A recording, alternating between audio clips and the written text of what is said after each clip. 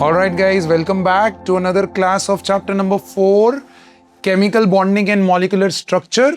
क्या पढ़ रहे थे हम लास्ट क्लास में? We started with VSEPR. VSEPR क्या बताता है? मॉलिक्यूल्स के बारे में क्या बताता है? Shapes. Excellent. So shapes बताता है. What was the basic consideration of the VSEPR? What was the assumption taken? VSEPR का assumption क्या था? The first assumption that your central atom is considered to be a sphere. Central atom is considered to be a sphere. उस sphere के around आपके valence shell के जो pairs हैं, electron pairs. अच्छा, इलेक्ट्रॉन पेयर्स दो तरीके के होते हैं. कौन कौन से? Lone pair and bonded pair. उनके बीच में रिपल्सिव फोर्सेस होती हैं और उन रिपल्सिव फोर्सेस से आपके मॉलिक्यूल्स का शेप आता है. राइट? तो I think we wrote down these 3 points. ऐसा करके हमने पॉइंट्स लिखे थे. देखो, ये पॉइंट्स थे कि it was suggested that the shapes of the molecules can be determined by the number of electron pairs, bonding as well as non-bonding in the valence shell of the central atom. Bonded atoms in the molecule adopt particular arrangement in the space around the central atom, which is considered to be a sphere. Right? फिर बात करते हैं major postulates की, जो हमने already लिख ली हैं. The shape of the molecules depends upon the number of valence shell electron pairs, whether bonded or not bonded. Electron pairs in the valence shell tend to repel one another because their electron clouds are negatively charged, and this is the most important point, that the electron pairs tend to occupy positions in the space where those repulsive forces can be minimized. Did we write down this? Please check it out. Did we write down these points? I dictated them. Today I've got it in your slide. फिर उसके बाद हमने ये वाला part देखा था, नायम और Gillespie वाला एंगल, जहां मैंने आपको बोला था कि भैया लोन पेयर का repulsion lone pair bond pair के रिस्पेक्ट में और बॉन्ड पेयर के रिस्पेक्ट में ऑब्वियसली ज्यादा होगा. Right? We did that activity also over here कि अगर एक बॉन्डेड पेयर है तो उसका मूवमेंट यही हो सकता है, लेकिन अगर एक लोन पेयर है, it is controlled by a single nuclei, तो इसीलिए उसके रिपल्सिव फोर्सेस क्या होंगे? ज्यादा होंगे. और अगर वो ज्यादा होंगे तो उनका रिपल्शंस जो हैं that will be much greater than lone pair bond pair compare to bond pair. Right? And then we wrote down this that the presence of lone pairs it leads to distortions in the geometry. Repulsive forces decrease sharply as the angle increases. मतलब 90 degree पे सबसे ज्यादा repulsion होगा, उससे कम 120 पे, और सबसे कम कहां होगा? 180. I think these are the points that you have written as postulates. Again, as postulates की बात करूं, nobody asks about the postulates. Postulates के ऊपर कोई ज्यादा बात करता नहीं है. लेकिन कभी अगर 2 मार्कर का आ जाए, कभी अगर 2 मार्कर का postulate आ जाए, तो भैया ये सबसे इंपॉर्टेंट postulate हो जाएगा आपके लिए. Is that particularly clear? Done है? प्लीज ये postulates को एक बार अच्छे से देखिए. Then we are going to talk about the shapes, the geometries of the molecules. So now once you have done with the postulates, we need to talk about the molecules. ठीक है? Molecules को पहले आराम से समझो. ये geometries अगर यहां पर समझोगे तो आगे 12th में भी मजा आएगा, इनऑर्गेनिक केमिस्ट्री में भी मजा आएगा. ओके? तो सबसे पहले हम मॉलिक्यूल्स ओपन कर रहे हैं जिनमें सेंट्रल एटम पे कोई लोन पेयर नहीं बचता है. After they have bonded, there is no lone pair present. जैसे मैं आपको एक एग्जांपल देता हूं. मेरे पास एक मॉलिक्यूल है BeCl2 है बच्चा. बेरिलियम का वैलेंस शेल में कितने इलेक्ट्रॉन्स होते हैं? 5. Oh my God. बेरिलियम के वैलेंस शेल में 9. अबे 8 पे तो खत्म हो जाता है. पीरियोडिक टेबल मरवाओगे हैं? एटॉमिक नंबर क्या है? Atomic number 4. एटॉमिक नंबर 4, तो इसका कॉन्फ़िगरेशन क्या बनेगा? 1s2 2s2. तो वैलेंस शेल में कितने होगा? 2. तो ये दोनों के दोनों क्लोरीन के साथ बॉन्ड हो गए. बोलो हाँ कि ना?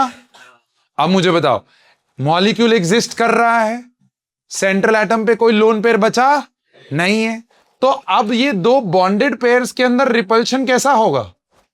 मैक्सिमम. और मैक्सिमम रिपल्शन करते करते ये एक दूसरे से कितना दूर जा सकते हैं? 180. क्योंकि 180 के बियॉन्ड अगर जाएंगे तो नीचे से रिपल्शन आ जाएगा, ऊपर से रिपल्शन लिया करते करते 180 पहुंचे, अब उसके बियॉन्ड अगर जा रहे हैं तो नीचे से रिपल्शन आएगा, they will come back again to 180. So this is how we are going to see the molecules. जैसे फॉर एग्जांपल सल्फर की बात कर रहा, सल्फर, क्या सल्फर के वैलेंस शेल में 6 इलेक्ट्रॉन्स होते हैं? सल्फर के वैलेंस शेल में 6 इलेक्ट्रॉन्स होते हैं, ट्रू या फॉल्स? True, right? तो 1 2 3 4 5 और 6 ऐसा करके बना दिया, और उसके साथ 6 फ्लोरीन्स जोड़ दिए, 6 फ्लोरीन्स जोड़ दिए, SF6 मॉलिक्यूल. अब मुझे बताओ, क्या सेंट्रल एटम जो है उसके ऊपर 12 इलेक्ट्रॉन्स हो चुके हैं? यही तो आपका लिमिटेशन था ऑक्टेट रूल का या लुईस डॉट थ्योरी का. लिमिटेशन ही तो ये था कि भैया कुछ एलिमेंट्स ऑक्टेट के बियॉन्ड चले जाते हैं, कुछ एलिमेंट्स ऑक्टेट के डेफिसिट रह जाते हैं, और कुछ एलिमेंट्स ऑक्टेट तक एकदम परफेक्टली अपने रूल को फॉलो करते हैं, जैसे कि कार्बन.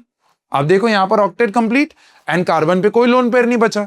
यहां पर देखो ऑक्टेट के बियॉन्ड चला गया और सेंट्रल एटम पे कोई लोन पेयर नहीं बचा. बोलो हाँ कि ना? सिमिलरली यहां पर देखो ऑक्टेट तक नहीं पहुंचा, डेफिसिट रह गया, लेकिन फिर भी मॉलिक्यूल स्टेबल है और मॉलिक्यूल के सेंट्रल एटम पे कोई भी लोन पेयर बचा नहीं है. तो पहले हम कुछ ऐसे मॉलिक्यूल्स की बात करेंगे जिनमें उनके सेंट्रल एटम पे ऑक्टेट कंप्लीट होता है, बियॉन्ड जाते हैं या डेफिसिट भी रह जाते हैं, बट लोन पेयर बचता नहीं है. इनको हम लोग बोलते हैं basic geometries. What are they known as? Basic geometries. अब इन ज्योमेट्रीज को पढ़ते वक्त हम लोग एक टेबल बनाएंगे, उस टेबल को ध्यान से समझो पहले, ठीक है? मॉलिक्यूल का type, number of electron pairs around the central atom, molecular geometry का नाम और उसको ड्रॉ कैसे करना है वो ये बड़े कॉलम में रखेंगे. बॉन्ड एंगल क्या होगा वो भी आप कॉलम हटाना चाहो हटा सकते हो, जब आप ड्रॉ कर रहे हो उसी के अंदर बॉन्ड एंगल दिखा दो. So that's one. एंड कुछ एग्जांपल्स, ठीक है? जैसे फॉर एग्जांपल पहला AB2. मुझे बताओ क्या AB टाइप ऑफ मॉलिक्यूल्स में, ओए AB टाइप मतलब डायटोमिक हुआ, क्या इसमें बॉन्ड एंगल आएगा? क्या इसमें बॉन्ड एंगल आएगा? क्यों? सर जो सेंट्रल एटम है उसके पास मल्टीपल सराउंडिंग एटम सॉरी वो होने चाहिए उसी के बीच. हाँ, सो बॉन्ड्स के बीच में एंगल होने के लिए 2 बॉन्ड पेयर तो चाहिए ना सर, 2 बॉन्डेड पेयर चाहिए सर. एक बॉन्डेड पेयर में तो एंगल नहीं आएगा.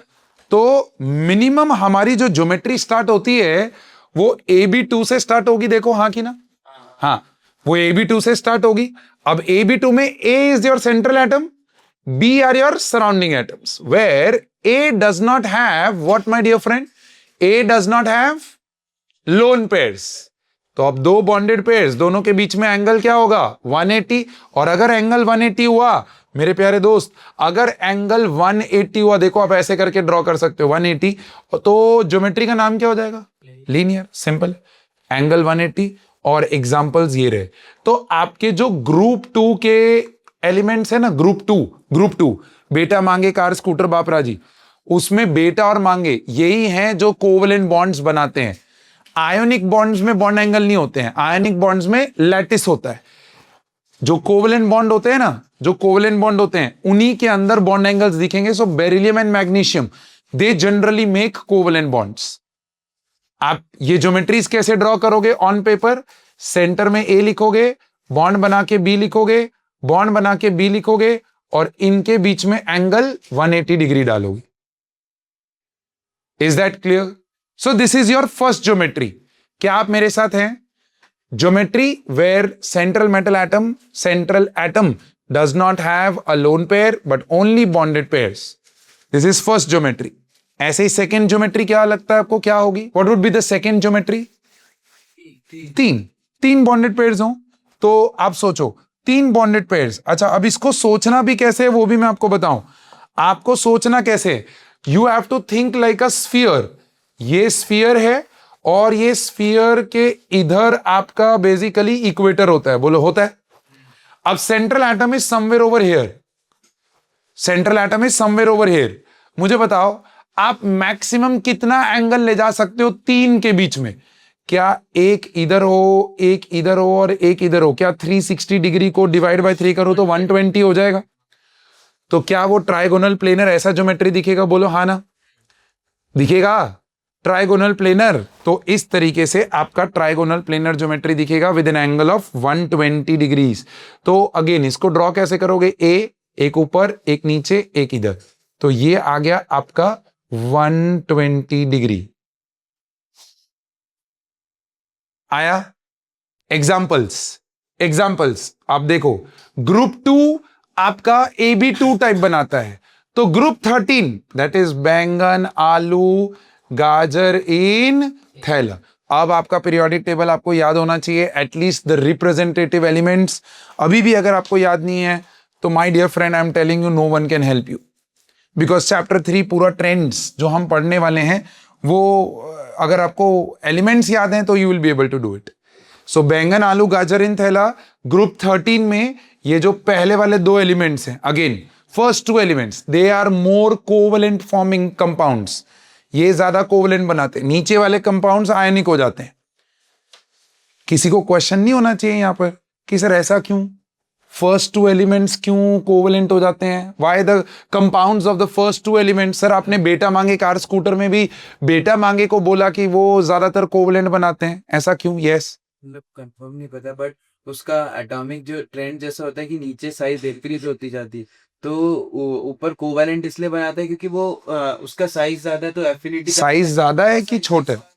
हाँ, सो एक minute, size is small, perfect, और इसलिए उसमें एनर्जी निकालने के लिए ज्यादा लगेगी, इसलिए वो शेयर कर रहा है, बट नीचे वो आराम से डोनेट। ठीक है, आई विल टेक दैट। आपका थॉट अच्छा है कि हाँ, कि उसमें से इलेक्ट्रॉन निकालने में ज्यादा एनर्जी लगेगी बिकॉज जेड इफेक्टिव ज्यादा है, but there is another account that we have already studied. क्या आप लोगों को याद है हमने ऐसा कुछ रूल पढ़ा था? अले बोल। और फजान रूल में हमने पढ़ा था smaller the cation higher is the polarising power. बोलो हाँ ना, पोलराइजिंग पावर ज्यादा तो यहां पर कोवलेंट कैरेक्टर क्या हो जाएगा? ज्यादा हो जाएगा। पोलराइजिंग पावर ज्यादा है तो वो ज्यादा खींचेगा। बोलो हाँ ना, तो कोवलेंट कैरेक्टर क्या हो जाएगा? ज्यादा हो जाएगा। Is that perfectly okay? क्या ये कहानी समझ में आ रही है? तो ये है कहानी जो आपको समझनी है कि why first two elements I am saying always कि वो ज्यादातर कोवलेंट कंपाउंड्स बनाते हैं because of the Fajans rule. Smaller size, more polarising, therefore compounds ionic होते हुए भी ज्यादा कोवलेंट हो जाते हैं। इसीलिए आप देखो BF3 AlCl3 ग्रुप 13 में दो एग्जांपल्स, ट्राइगोनल प्लेनर। ये मेरे साथ साथ टेबल बनाना है आपको। Make sure you start drawing it. AB2, उसके बाद दो बॉन्डेड पेयर्स, लीनियर 180। AB3 ऐसे ही। AB4 होगा तो हाँ बोलिए, डाउट बोलिए। बॉन्ड एंगल हमें दिया होता है, कोई भी मॉलिक्यूल का ओके, कोई भी तरीके से चेंज कर सकता है। हाँ, बॉन्ड एंगल किसी भी उसका दिया हो तो कोई भी तरीके से अगर हम चेंज कर सकते हैं कि नहीं। देखो, आप उसको कंप्रेस करोगे ना बच्चा, if you will compress the molecule you will disturb the bond angles 110%। आप डिस्टर्ब कर सकते हो, लेकिन वो वापस अपने इक्विलिब्रियम पोजीशन पे ही आना चाहेगा। तो आप कंप्रेस करके you might change the bond angle temporarily, very very temporarily, but that structure will not be stable. Okay, all right, perfect. इसके पहले वाले मॉलिक्यूलर टाइप क्या था? इसके पहले वाला molecular type is AB2 linear. The table has to go like this. It's very very important and make sure कि आप ड्राइंग करना ना भूलें। ड्राइंग्स इंपॉर्टेंट हैं क्योंकि पहली दो ज्योमेट्री है ना वो प्लेनर ज्योमेट्री है, एक प्लेन पे आपको दिखते हैं दोनों बॉन्ड्स। जैसे हम AB4 में जाएंगे तो ज्योमेट्रीज 3 डिमेंशनल हो जाएंगी। Am I there? Yes. Next AB3, फिर इसके बाद कौन सा आता है? सोचो क्या आएगा इसके बाद? AB4, obviously AB4। तो वो AB4 में क्या होगा? बोलो, बॉन्ड एंगल्स आपके हिसाब से क्या होंगे? नाउ थिंक बाबा, मैंने पहले भी बोला, think like a sphere and an equator। अब सेंट्रल एटम यहां पर है, प्लीज अपना दिमाग ऐसे मत लगा देना कि सर क्या सर 360 डिवाइड बाय 4 कर दो ना sir 90 degree in all 4 angles. No. Can we create more than 90 degree angle? Yes. Think in as a form of sphere. अब सोचो, क्या ये और ये एक प्लेन में आए बच्चा बोल, और यहां से एक प्लेन से बाहर आता हुआ स्फीयर है, और यहां से पीछे प्लेन के अंदर जाता हुआ. Yes. That geometry would look something like this. देखो इधर, देखो इधर, देखो ये है आपका सेंट्रल एटम. तो बोलो हाँ ना. और 4 बॉन्डेड पेयर्स दिख रहे हैं. अब अगर आप देखो तो एक प्लेन में अगर मैं इस पूरी ज्योमेट्री को पकड़ूं ऐसे, तो क्या ये दोनों प्लेन में दिख रहे हैं एंगल्स? बोलो, ये बॉन्डेड पेयर्स प्लेन में दिख रहे हैं. और क्या ये प्लेन से बाहर आता हुआ दिख रहा है? और क्या ये वाला प्लेन के अंदर जाता हुआ दिख रहा है? Something like a tripod only ना. देखो ऐसा ही होता है ट्राइपॉड आपका. Are you with me? तो प्लेन के बाहर और प्लेन के अंदर जाने वाले जो बॉन्ड्स होते हैं उनको 2 डायमेंशनल पेपर पे कैसे दिखाते हैं वो मैं आपको समझा रहा हूं. But let's go and let's find out कि भैया पहले तो इस ज्योमेट्री का नाम क्या है. तो the geometry is named as tetrahedral. Right. The geometry is named as tetrahedral, या उसको टेट्राहेड्रल भी बोलते हैं. One and the same thing. The angles between the bonded pairs is going to be 109.5 degree. 109.5 degrees. अब देखो ये bond angles धीरे धीरे याद होंगे, बट ये बॉन्ड एंगल्स दिमाग में होने चाहिए. टेट्राहेड्रल ज्योमेट्री बोला नहीं, आपके दिमाग में आ जाना चाहिए. अब इसको ड्रॉ करने के 2 तरीके देखो. एक, ए ऊपर ये और ये यहां पर एंगल दिखा दिया 109.5 डिग्री. ओए देखो इधर. लेकिन अब इसमें से कौन से 2 प्लेन में और कौन से 2 प्लेन के बाहर हैं वो बताने के लिए आपके 2 डायमेंशनल पेज पे 3D डायग्राम्स जब बनानी होती है ना, तो प्लेन से बाहर आती हुई चीज को वेज से दिखाया जाता है. तो this is a wedge, solid wedge like that. और प्लेन के अंदर जाता हुआ जो बॉन्ड होता है उसको डैश से दिखाया जाता है, something like this. So this dash tells you कि ये जो बॉन्ड है वो आपको फ्रंट व्यू से दिखेगा नहीं, बट बॉन्ड एग्जिस्ट करता है. जैसे फॉर एग्जाम्पल आप देखो, अगर मैं इसको आपके आई लेवल पे रखूं, if I just keep it on to your eye level, तो जब आप आई लेवल पे कर देखोगे ना, तो ये वाला बॉन्ड आपको डायरेक्टली नहीं दिखेगा. आपको सिर्फ ये व्हाइट कलर का बॉल दिखेगा. जब आप इसको सामने से ऐसे देख रहे हो, while you are seeing like this, you will not be able to see the bond present, but you see that yes, something is away from that black color का atom. तो अवे है मतलब प्लेन के बाहर आ रहा है, और ये वाला जो पीछे वाला पार्ट है वो आपको प्लेन के पीछे जाता हुआ दिखाई देगा. तो वो प्लेन के पीछे जाता हुआ बॉन्ड जो है उसको हम लोग कैसे दिखाते हैं? ऐसे डैश से दिखाते हैं. So on a 2D paper you will draw इधर लाइक दिस और like this. This is the technical representation. ये टेक्निकल रिप्रेजेंटेशन है. ये बहुत सारी टेक्स्ट बुक्स में आपको देखने को मिलेगा जब जब आपका टेट्राहेड्रल ज्योमेट्री होगा. और वो कब होगा बाबा? ध्यान देना, टेट्राहेड्रल ज्योमेट्री कब होगा? जब आपके सेंट्रल एटम पे 4 बॉन्डेड पेयर्स हैं और 0 लोन पेयर्स. और ये कब होगा? देखो देखो, ग्रुप 14 के एलिमेंट्स दिख रहा है. ये कार्बन, सिलिकॉन, ये लोग ग्रुप 14 के एलिमेंट्स हैं. और अगेन पहले वाले 2 एलिमेंट्स ही लिए. देखो डाउन द ग्रुप आपका कोवलेंट कैरेक्टर क्या हो जाता है? डिक्रीज. तो कार्बन सिलिकॉन के जो कंपाउंड्स हैं they are more covalent, and वो हमेशा अपने ऑक्टेट को क्या रखते हैं? जिंदा रखते हैं. तो इसीलिए ऑक्टेट के हिसाब से देखें तो उनके अराउंड 4 बॉन्डेड पेयर्स होंगे. फिर ये पूरा का पूरा चीज मैं आपको ट्रिक आउट करना भी सिखाऊंगा. अरे मुस्कुराओ, आप पाजी की कक्षा में हो यार, टेंशन नहीं लेने का. बट पहले बेसिक्स क्लियर करो. क्लासिकल तरीके से समझ में आना चाहिए कि क्या है. Is that okay? चलो, इसके बाद ज्योमेट्री क्या होगी? 2 बॉन्डेड पेयर, फिर 3 बॉन्डेड पेयर, फिर 4 बॉन्डेड पेयर. अब क्या होगा? 5 बॉन्डेड पेयर्स आएंगे ना. और क्या 5 बॉन्डेड पेयर्स हो सकते हैं? मेरा क्वेश्चन है, क्या 5 बॉन्डेड पेयर्स हो सकते हैं? क्या एक के अराउंड 1 2 3 4 और 5 ऐसा हो सकता है? बिल्कुल हो सकता है यार. आप सोचो, बच्चा बोलता है सर कैसे? 1 2 3 4 5 6 7 8 9 10 इलेक्ट्रॉन्स हो गए. सर क्या कोई भी एटम 10 10 इलेक्ट्रॉन्स अपने अंदर रख सकता है।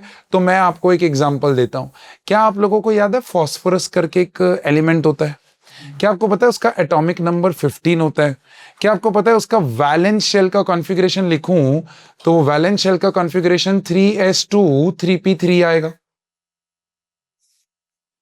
आप चेक कर लेना, मुझे मत बोलना, मैं तो कुछ भी ब्लफ आउट करता रहूंगा, आपको करेक्ट करना है मुझे। This is the another way of learning. क्या मैंने सही लिखा है इसका कॉन्फ़िगरेशन? क्या 15? अच्छा, बच्चा बोल रहा है सर आगे का। अरे भाई लो, फास्फोरस 15, इसके आगे क्या मैं लिख सकता हूं? Neon 3s2 3p। अब सही है, क्योंकि ये नियॉन 10 तक हो गया, उसके ऊपर 5 है। अब अगर आप देखो तो ये s के 2, p के 3, सही है बच्चा? और जरूर लगा, जरूर। हंड्स रूल तो लगाया। अच्छा, ये गलत है, पेयरिंग स्टार्ट नहीं हो सकता है। डीजनरेटेड ऑर्बिटल्स में पहले क्या होना चाहिए? सिंगल ऑक्यूपेशन होना चाहिए। बहुत बढ़िया। और क्या यहां पर 3D भी प्रेजेंट है? प्रेजेंट तो है, हाँ, फील्ड नहीं है बट प्रेजेंट तो है। अब क्योंकि ये एम्प्टी डी ऑर्बिटल इन लोगों के पास होता है, तो इनके साथ जब मोर इलेक्ट्रोनेगेटिव एटम बॉन्ड करने आता है, तो रिडॉक्स में मैंने आपको सिखाया था कि ये इलेक्ट्रॉन जंप करके इधर जाएगा, बोलो हाँ ना? तो ये यहां से गया और उसकी जगह पे यहां। तो अब देखो, क्या यहां पर अब 5 अनपेड इलेक्ट्रॉन्स हो गए। अब वो 5 अनपेड को जब वो पेयर करने जाएगा, मेरी जान ध्यान से सुनना, तो क्या अपने अराउंड 10 इलेक्ट्रॉन्स रख लेगा, बोलो हाँ कि ना? बट ये कब होगा? जब इससे ज्यादा इलेक्ट्रोनेगेटिव एटम इससे बॉन्ड करने आएगा। इससे कम अगर आएगा तो ये 3 ही अनपेड दिखा पाएगा। जैसे हाइड्रोजन फास्फोरस से बॉन्ड करने आएगा तो मैक्सिमम जो कंपाउंड आपको दिखेगा वो है PH3। लेकिन अगर क्लोरीन बॉन्ड करने आया, कौन? तो क्या क्लोरीन फास्फोरस से ज्यादा इलेक्ट्रोनेगेटिव है? तो sir left to right, chlorine on the right, left to right electronegativity increases. हाँ sir, chlorine is more electronegative, तो सर वो एक्साइट करेगा, तो वो एक कंपाउंड PCl3 भी बना सकता है और दूसरा कंपाउंड PCl5 भी बना सकता है। तो PCl5 के लिए कोई कंडीशन चाहिए होती है? कंडीशन तो नहीं बोलेंगे, बट थोड़ा हाई टेम्परेचर पे बनता है। क्लोरीन तो लेके ही आ रहा है अपनी एनर्जी, तो वो अनपेयर तो कर ही देगा, लेकिन थोड़ा हाई टेम्परेचर पे बनता है। Is that? अले बोल, कहानी समझ में आई क्या? ये कहानी क्लियर हुआ?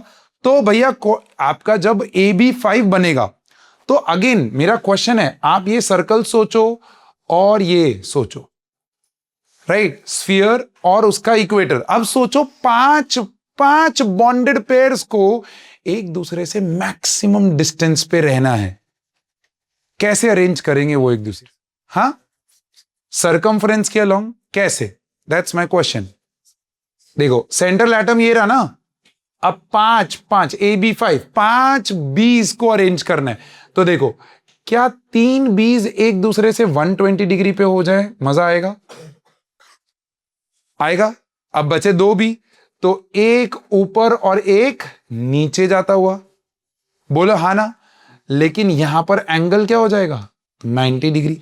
तो ये एकमात्र ऐसी ज्योमेट्री है जिसमें 2 तरह के एंगल्स देखने को मिलेंगे। अब ध्यान से सुनना, ये जो बॉन्ड्स मैंने बनाए ना, ये जो 3 बॉन्ड्स मैंने बनाए, इन 3 बॉन्ड्स को बोला जाता है इक्विटोरियल बॉन्ड्स। क्या बोला जाता है इनको? कोई मुझे सोच के बता सकता है कि इनको इक्विटोरियल बॉन्ड क्यों बोला जाता है? इक्वेटर पे है, excellent, because they are on the equator of the sphere, इसीलिए इनको इक्विटोरियल बॉन्ड। तो सोचो, ये बॉन्ड कहां पर लाई कर रहे हैं? ये बॉन्ड लाई कहां पर कर रहे हैं? Earth rotate around its axis, तो क्या ये एक्सिस के अराउंड है स्फीयर के, बोलो हाँ ना? तो इन बॉन्ड्स को क्या बोल दिया जाएगा? Axial bonds. क्या बोला जाएगा? So your axial bonds are at an angle of 90 degree and your equatorial bonds are at an angle of 120 degree, and this is the most complex geometry of all, my dear friend. This is the most complex geometry of all. आप देखो इधर, notice करो, बहुत important चीज होने वाली है यहां पर, नोटिस करो। क्या आपको दिख रहा है? ये 3 आपके इक्वेटोरियल बॉन्ड्स हो गए, ऐसे पकड़ूं इसको तो आपको अब इमेजिन होगा, दिख रहा है?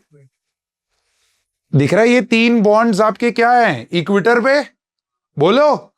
हाँ, और ये दोनों बॉन्ड एक्सिस पे, तो ये एक्सियल बॉन्ड्स और ये इक्वेटोरियल बॉन्ड्स के बीच में एंगल दिख रहा है कितना होगा, 120, और इनके बीच में एंगल कितना है, 90। कुछ नोटिस हो रहा है इस ज्योमेट्री में? Are you able to notice something? This very interesting thing that you must notice. हाँ, बहुत बढ़िया, गुड नोटिस। ये ऐसा नहीं है कि पाजी के पास टिक्स खत्म हो गई थी तो कुछ भी डाल दिया, ये ऑन पर्पस डाला है पाजी ने। आपके जो ट्राइगोनल बाई पिरामिडल ज्योमेट्री होती है ना, उसमें जो एक्सियल बॉन्ड्स होते हैं, they are quite longer compare to equatorial bonds, they are longer compare to equatorial bonds. Now the question is why. और ट्रस्ट करो, ऐसा ही क्वेश्चन यहां से पूछा जाता है, ऐसा ही क्वेश्चन पूछा जाता है। Why axial bonds are longer than equatorial bonds in trigonal bipyramidal geometry. तो फिर ये वाला जो पूरा एटम है उसका पूरा मॉलिक्यूल है, एटम मॉलिक्यूल है, वो स्फेरिकल तो होगा ही नहीं, वो है ना, स्फेरिकल ही है। देखो सर स्फेरिकल कैसे होगा? अगर स्फेयर होता है तो स्फेयर में एग्जैक्टली, गुड पॉइंट कि सर अगर स्फेरिकल होता तो ये वाला बॉन्ड लेंथ और ये वाले बॉन्ड लेंथ और ये वाले बॉन्ड लेंथ इक्वल होते। सर ये स्लाइटली क्या हो जाएगा, ऐसे वो क्या एक्सपैंड हो जाएगा, थोड़ा ओवलिश हो जाएगा। यू गेट माई पॉइंट और नॉट? हाँ, अब क्वेश्चन है क्यों ऐसा हो रहा है?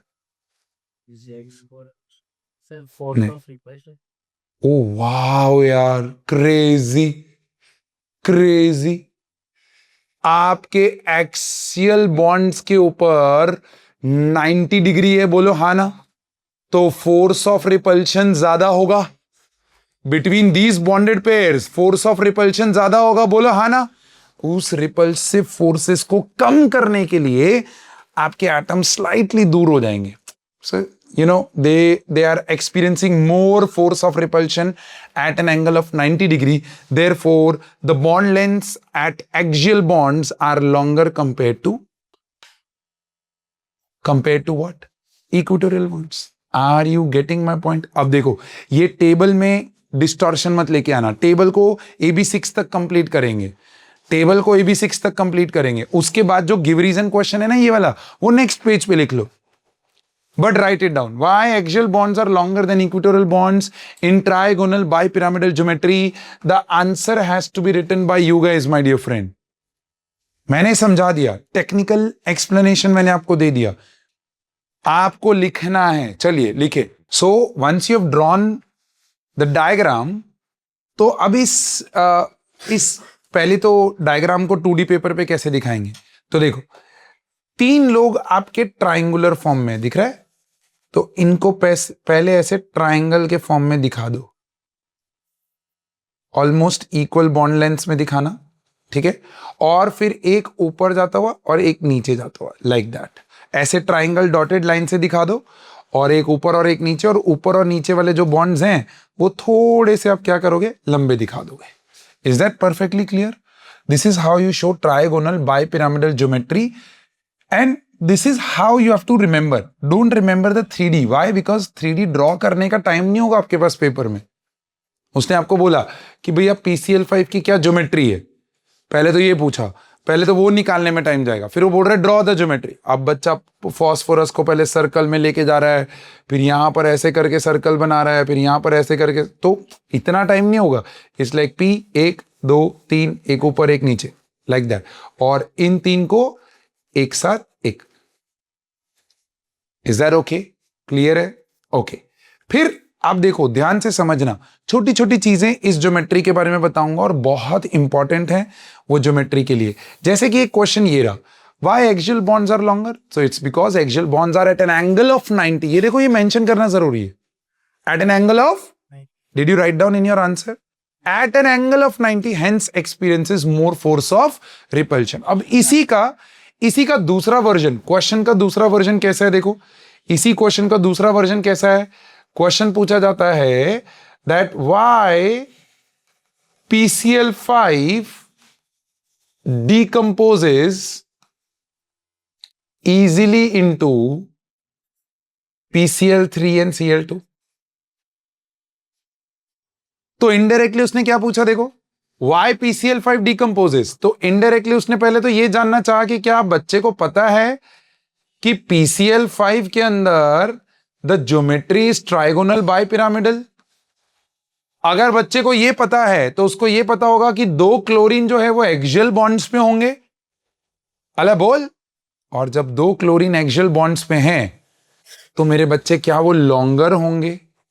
And if the bond length is longer, is it easy to break the bond or difficult to break the bond? Easy to break the bond. So bond energy कम लगेगी ना यहाँ. So why PCl5 decomposes easily into PCl3, Cl2? तो पहले आप ये बताओगे. It is because PCl5 is trigonal bipyramidal geometry. Point number 1. Therefore, 2 chlorine are on axial positions at 90-degree angle. Therefore, experiences more force of repulsion and hence have longer bond length, therefore easily decomposes into PCl3 and Cl2. फिर वो जो आपने अभी answer लिखा है ना, exactly वही, बस वो कंपाउंड देके उसने पूछ लिया. तो 2 चीजें एक साथ क्लियर की कि क्या बच्चे को ज्योमेट्री निकालनी आती है और क्या बच्चे को पता है कि उस ज्योमेट्री में प्रॉब्लम क्या है. Exactly. Are you with me? That's one type of question that can be asked from here. ठीक है.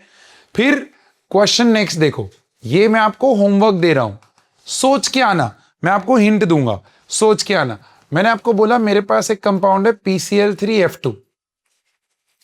PCl3F2 ऐसा करके मेरे पास कंपाउंड है. ओके. मैंने पूछा out of the following, 2 figure दिए मैंने आपको, A and B, which figure is correct representation of this compound. Okay. तो phosphorus, there is 1 chlorine, another chlorine, there is F and there is F. This is one kind of. दूसरा कि आपके 2 fluorine equatorial पे आ जाएं, फिर एक chlorine हो, ऊपर एक क्लोरीन हो और नीचे भी एक क्लोरीन हो. That's another way. इस तरीके से उसने आपको ड्रॉ करके दिया है. ठीक है. वो बोल रहा है इन दोनों में से ज्यादा बेटर या ज्यादा स्टेबल ज्योमेट्री कौन सी होगी. सोच के. It's a homework. थिंक. नहीं आएगा ये आंसर, एकदम से नहीं आएगा, और वो आएगा तो गलत ही आएगा. What I'm hinting you over here, ये मैं आपको नेक्स्ट क्लास में डिस्कस करूंगा. The first thing that will discuss in the next class is this. Hinting is fluorine is what my dear friend, more electronegative than chlorine. तो अगर वो more electronegative है तो क्या उसका इलेक्ट्रॉन क्लाउड मोर concentrated होगा? बोलो हाँ ना. अब आपको सोचना है, और अब इस तरीके से सोच के तो उन फ्लोरीन और फ्लोरीन के बीच में रिपल्शन होने वाला है ना, तो मोर कंसंट्रेटेड है तो मोर रिपल्शन होगा. तो वो कहां रखेगा इन फ्लोरीन्स को, जिससे कि वो ज्योमेट्री जो है वो स्टेबल महसूस करे. This is what is the hint for this question. Make sure कि आप ये क्वेश्चन अच्छे से लिखें. नेक्स्ट क्लास में the first thing that I will discuss is this.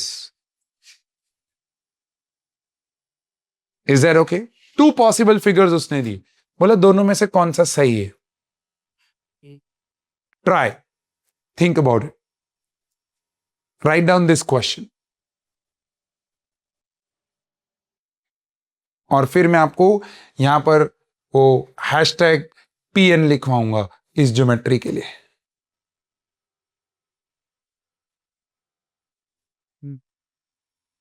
आगे बढ़े जाए. सो PCl3F2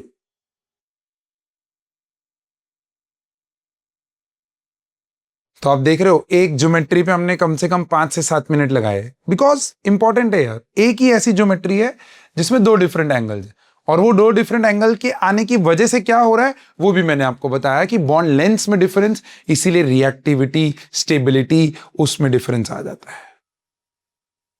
चलिए, we'll go ahead and we'll talk about the last geometry. Last geometry क्या होगा? 5 बॉन्डेड पेयर्स की जगह पे क्या होगा? 6 बॉन्डेड पेयर्स। कितने? 6। अब आप सोचो, वापस वही, मैं आपको वापस वही बोलूंगा, you have to think like this कि there is a equator and there is a sphere. How will you arrange 6 bonds around a central atom like A such that उनके अंदर मिनिमम रिपल्शन हो? उनके अंदर क्या हो? मिनिमम। अब देखो, 3 थे तो हमने 3 में डिवाइड किया था, 4 है तो उनको हमने 4 में डिवाइड किया, और एक गया ऊपर और एक गया नीचे एक्सिस पे। अब मुझे एक बात बताओ, क्या इसको मैंने ड्रॉ किया तो 1 2 3 4, क्या ये स्क्वायर जैसा बना? बोलो हाँ ना। अब स्क्वायर की डायगोनल्स में क्या एंगल होता है? बोलो 90, और जो एक्सिस हैं उनमें भी एंगल क्या है? 90। ये रहा, देखो एग्जैक्टली। सो देखो, इसीलिए ये ज्योमेट्री और ये ज्योमेट्री में देखो क्या डिफरेंस है। यहां पर मैंने बॉन्ड लेंथ अलग रखी हैं, यहां पर बॉन्ड लेंथ सेम है। देखो, all 6 bond lengths are same. Why? Because all the angles are 90, so there is equal repulsion. Are you with me? But यहां मैंने बॉन्ड लेंथ ज्यादा रखी थी, क्यों? बिकॉज एक्सियल बॉन्ड्स और इक्वेटोरियल बॉन्ड्स में एंगल का डिफरेंस है, यहां कोई डिफरेंस नहीं है। So therefore all the bond angles are same. And how will you draw? How will you draw 2 dimensionally? ये रहा AB6। AB6 ट्राइंगल की जगह पे स्क्वायर होगा। That's how basically your AB6 will look like. Done. फिर ये पूरा table इस तरीके से आपका कंप्लीट होना चाहिए। इसको बनाओ, बहुत इंपॉर्टेंट है। And then we will go ahead. So ये हैं आपके बेसिक 5 ज्योमेट्रीज जिनके अराउंड आपका इनऑर्गेनिक केमिस्ट्री का शेप्स एंड मॉलिक्यूल्स जो हैं वो घूमते हैं। इसके अलावा एक ज्योमेट्री और होती है जो कि बहुत ही अनस्टेबल ज्योमेट्री है, बट यस इट एग्जिस्ट्स। तो आप FYI अपने टेबल में रख सकते हो, and that is nothing but AB7। ऐसा एक ही मॉलिक्यूल है जो आपको AB7 में दिखेगा, दैट इज IF7। क्यों? Because iodine is the largest among the halogen atoms and fluorine is the smallest. तो 7 फ्लोरीन आयोडीन के अराउंड रह पाते हैं, लेकिन द ज्योमेट्री सो अनस्टेबल कि इस मॉलिक्यूल को जिंदा रखने के लिए आपको काफी एनर्जी देनी पड़ती है बाहर से। But yes, the geometry exists. और इस ज्योमेट्री में मेरे बच्चे ध्यान से देखना, इस ज्योमेट्री में 5 लोग एक प्लेन में होंगे। देखो, इसको हम लोग बोलते हैं पेंटागोनल। ध्यान देना, पेंटागोनल, एक ऊपर एक नीचे। तो देखो, ये वाला चीज पिरामिड बनाएगा ऊपर, बोलो हाँ ना, और फिर नीचे से भी ऐसे ही पिरामिड बनेगा, तो इसको हम बोलते हैं पेंटागोनल बाय पिरामिडल। क्या बोलते हैं बच्चा? तो you can keep this pentagonal bipyramidal. Again 2 angles जो आपके इक्वेटोरियल एंगल्स हैं वो 72 डिग्रीज। देखो 90 से भी कम हो गए। सर्कल को 360 को 5 से डिवाइड करोगे तो 72 होगा ना, और आपके axial bonds they are at an angle of 90 degree. तो यहां पर क्या होता है, ये इक्वेटोरियल बॉन्ड्स इतने अनस्टेबल हो जाते हैं कि इस ज्योमेट्री को रखना बहुत डिफिकल्ट हो जाता है। Now my question over here, आप लोगों का ये क्वेश्चन आना चाहिए था, बट किसी ने भी ये क्वेश्चन मेरे को किया नहीं, तो अब मेरा क्वेश्चन है आप लोगों से। Think about it. ओके, क्या आपने ये लिख लिया? Pentagonal bipyramidal, equatorial angle 72, मतलब ये वाले जो एंगल्स हैं वो 72, और जो एक्सियल वाला एंगल था वो 90। पेंटागन और एक ऊपर और एक नीचे, ठीक है? या हाँ हाँ, मैं आता हूं उस पे। सर इसमें तो हम लोग फिर हेप्टा और हेक्सा तक नहीं जा सकते हैं ना? तो कोई मतलब जो स्ट्रक्चर है ऊपर 2 कर देने के, और वहाँ पे अभी यहाँ पे 5 है, हाँ, उसके बाद 6 कर दो। हाँ ना, दैट्स अ ब्यूटीफुल थॉट कि सर 6 की जगह पे 7 कर दो, 8 कर दो, ऐसा कर लो। नहीं कर सकते हैं बच्चा। देखो क्यों, उसका कारण बताता हूं। देखो ये, हाँ ये पेंटागन है बच्चा, ये पेंटागन है।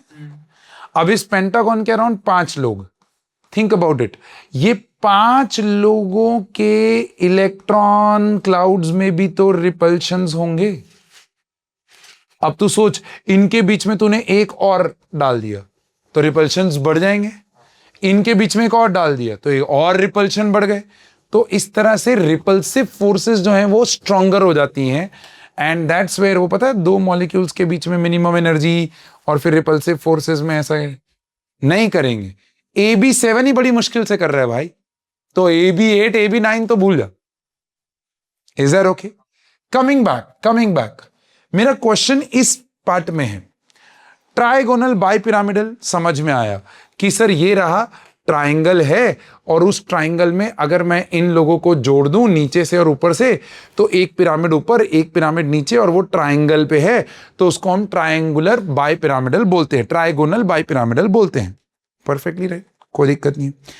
This is basically your trigonal planar, this is your trigonal planar, क्योंकि एक प्लेन पे तीनों बॉन्ड्स दिख रहे हैं। सर दिस इज लीनियर, क्योंकि एक दूसरे के सामने सामने। Perfect.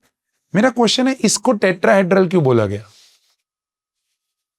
Why this is known as tetrahedral and why this is known as octahedral? क्योंकि वहां पे 4 है। बोल। टेट्राहेड्रल में डाउट है कि उसको ऑक्टाहेड्रल को एग्जैक्टली तो टेट्राहेड्रल को टेट्राहेड्रल क्यों बोला? चल उसका रीजन दे। इसमें से मतलब 2 एटम्स है जो सेम बिंदु पे रह सकते, बाकी सारे दूरी में सिर्फ 3 दिखता है एक साथ। 2 दिखते हैं, ये रहा, तो टेट्राहेड्रल क्यों नाम रखा? Okay, let me give you an explanation to this now. कुछ लोग इसको कैसे लगा लेते हैं कि सर AB4 है ना, तो सर 4 सराउंडिंग एटम हुए ना, तो 4 सराउंडिंग एटम हुए तो सर ये इसीलिए टेट्रा, 4 मींस टेट्रा हेड्रल। तो मैं बोलता हूं तो फिर यहां पर ऑक्टाहेड्रल क्यों हुआ? यहां पर तो 6 ही सराउंडिंग एटम्स हैं। You get my point? तो उसका कारण बताता हूं। देखो इधर देखो, सब लोग इधर देखो, क्या मैं ये और ये वाले एटम को जोड़ूं, लाइन से जोड़ूं, तो क्या इस फिगर का एक फेज बनेगा लाइक दिस? फेज समझ में आता है? क्यूब के कितने फेजेस होते हैं? 6। वैसे क्या ये एक फेज बनेगा? बोलो हाँ ना। अब मैं इसको हिला नहीं रहा हूं, क्या ये वाला दूसरा फेज बनेगा? बोलो हाँ ना। क्या ये वाला तीसरा फेज बनेगा? और क्या ये नीचे वाला चौथा फेज बनेगा? So this is a figure which has 4 phases, 4 triangular flat phases. हेड्रल का मतलब होता है फेस, और टेट्रा 4 फेज वाला। वैसे ही अब देखो, अब लिंक हो जाएगा 1 2 3, 1 फेज, 2 फेज, तीसरा, चौथा है, 4 ऊपर 4 ऐसे ही नीचे। इसको हम बोलते हैं ऑक्टाहेड्रॉन। क्या बोलते हैं बच्चा? ऑक्टाहेड्रॉन। सो ऑक्टाहेड्रॉन में से बना ऑक्टाहेड्रल ज्योमेट्री, जिसमें ऑक्टाहेड्रॉन के सेंटर पे आपका क्या होगा? सेंट्रल एटम होगा, और उसके कॉर्नर्स पे आपका क्या होगा? सराउंडिंग एटम्स होंगे। सो ऑक्टाहेड्रॉन और टेट्राहेड्रॉन में से डिराइव किया गया ये name, tetrahedral and octahedral. Are you with me? Yes. अब सोचो, दिमाग लगाओ वापस से, ठीक है, कि यस लॉजिक के लिए वो वाला फेस वाला लॉजिक इसलिए नहीं लगाया जा रहा क्योंकि फ्लैट फेजेस की जरूरत होती है।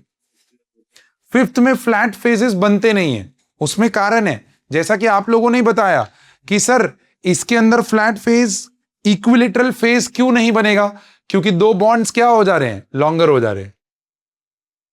यहां पर इक्विलेटरल फेजेस बनेंगे। गुड क्वेश्चन कि सर यहां पर, तो फिर सर यहां पर 1 2 3, 1 फेज, 2 फेज, 3 फेज, 3 ऊपर 3 नीचे, तो सर हेक्साहेड्रल नाम दे देना चाहिए था। 6 फेज हो गए, लेकिन वो 6 फेज इक्विलेटरल नहीं है। क्यूब में 6 फेसेस होते हैं, उसको हम हेक्साहेड्रल बोल सकते हैं। Why? Because all the faces are equal. ले बोल, कहानी समझ में आई? क्लियर है ये चीज? अब क्वेश्चन क्वेश्चन ये है कि अभी तक हमने जितने भी मॉलिक्यूल्स देखे उन मॉलिक्यूल्स में सेंट्रल एटम पे लोन पेयर बचता नहीं है। लेकिन मानो अगर लोन पेयर आ जाए, मानो ये रहा लीनियर ज्योमेट्री, इस लीनियर ज्योमेट्री में एक बॉन्डेड पेयर की जगह पे एक लोन पेयर आ जाए, तो क्या इसको कोई फर्क पड़ने वाला है? नहीं। Why? Because sir lone pair bond pair repulsion यहां से और लोन पेयर बॉन्ड पेयर यहां से, तो सर कोई डिफरेंस आने नहीं वाला। और सर बॉन्डेड पेयर ही नहीं रहा तो एंगल किन दोनों के बीच में निकालोगे? लोन पेयर और बॉन्ड पेयर के बीच में एंगल नहीं निकल सकता है। Are you with me till here? Yes. तो ये कहानी समझ में आ रही है? तो AB2 में कोई भी डिस्टॉर्शन पॉसिबल नहीं है। डिस्टॉर्शन मतलब कि ऐसा कि भैया सेंट्रल एटम पे लोन पेयर आ जाए। तो अब हम मॉलिक्यूल्स खोलने जा रहे हैं, molecules with loan pair on central atom, और उसमें ज्योमेट्रीज में डिस्टॉर्शन आएगा। जो आपकी बेसिक 5 ज्योमेट्रीज है ना, उसमें डिस्टॉर्शन आएगा। और उसमें पहली ज्योमेट्री जो हम स्टडी करने वाले हैं वो है मेरे प्यारे दोस्त आपकी AB3। ध्यान देना, ध्यान देना। आप हेडिंग ये टेबल डालोगे, you will put this table, और उस टेबल के यहां पर हेडिंग लिखोगे AB3 और उसके 2 डिस्टॉर्शन, ना सॉरी एक डिस्टॉर्शन। देखो ये रहा ट्रायगोनल प्लेनर, दिख रहा है ये? इधर देखो सब लोग पहले, ट्रायगोनल प्लेनर। क्या इसमें मैं कोई भी एक बॉन्ड को निकाल दूं और उसकी जगह पे लोन पेयर ला दूं, तो क्या अब ये loan pair bond pair repulsion हो गया? क्या ये loan pair bond pair repulsion हो गया? और क्या ये दोनों बॉन्ड पेयर रिपल्शन हो गए? क्या bond pair repulsion lone pair bond pair से ज्यादा होता है कि कम होता है? कम होता है। हाँ, बॉन्डेड पेयर का रिपल्शन कम होगा। अब एक्सपेक्टेड क्या था? What was the expectation? कि ऐसी ज्योमेट्री में एंगल 120 आएगा। लेकिन क्या ये 120 आएगा कि 120 से थोड़ा छोटा हो जाएगा? थोड़ा छोटा, क्योंकि ऊपर वाला जो रिपल्शन है वो क्या हो गया? ज्यादा हो गया है। ऊपर वाला रिपल्शन क्या हो गया है? ज्यादा हो गया है। Are you with me? फिर मैं आपको ट्रिक आउट करना सिखा रहा हूं, आराम से ट्रिक आउट हो जाएगा। खाली पहले ज्योमेट्रीज को समझो यार, सिर्फ ज्योमेट्रीज को समझो बस, दैट्स इट। अब ये ज्योमेट्रीज क्या हो जाएंगी? डिस्टॉर्ट हो जाएंगी। ये ज्योमेट्रीज क्या हो जाएंगी?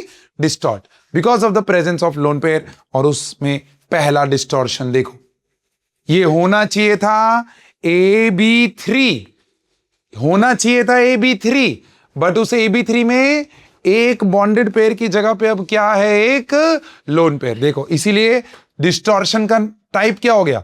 AB2L, मतलब 2 बॉन्डेड पेयर और एक लोन पेयर, 2 बॉन्डेड पेयर और एक लोन पेयर। एग्जाम्पल में आपने SO2 का स्ट्रक्चर याद है आपको? SO2, S, single bond O, double bond O, और यहां पर एक लोन पेयर था, याद आया? SO2 का स्ट्रक्चर फटाफट, S, single bond O, single bond O, याद आया? 6 3 जा 18, 18 में से 4 माइनस किए, कितने बचे? 14। 1 2 3 4 5 6 7 8 9 10 11 12, 12 सेटल हो गए। 12 माइनस किए तो बचे कितने? 2। 1 2 3 4 सेंट्रल एटम पे, 2 और, तो 6 हुआ।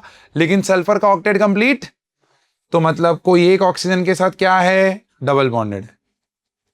Are you with me? जिसमें ये वाला ऑक्सीजन फॉर्मल चार्ज में -1 हो जाएगा, ये सल्फर +1 आएगा और ऑक्सीजन 0 पे होगा।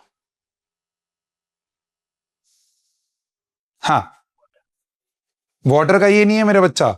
वाटर के अंदर OH और यहां 2 लोन पेयर्स होते हैं।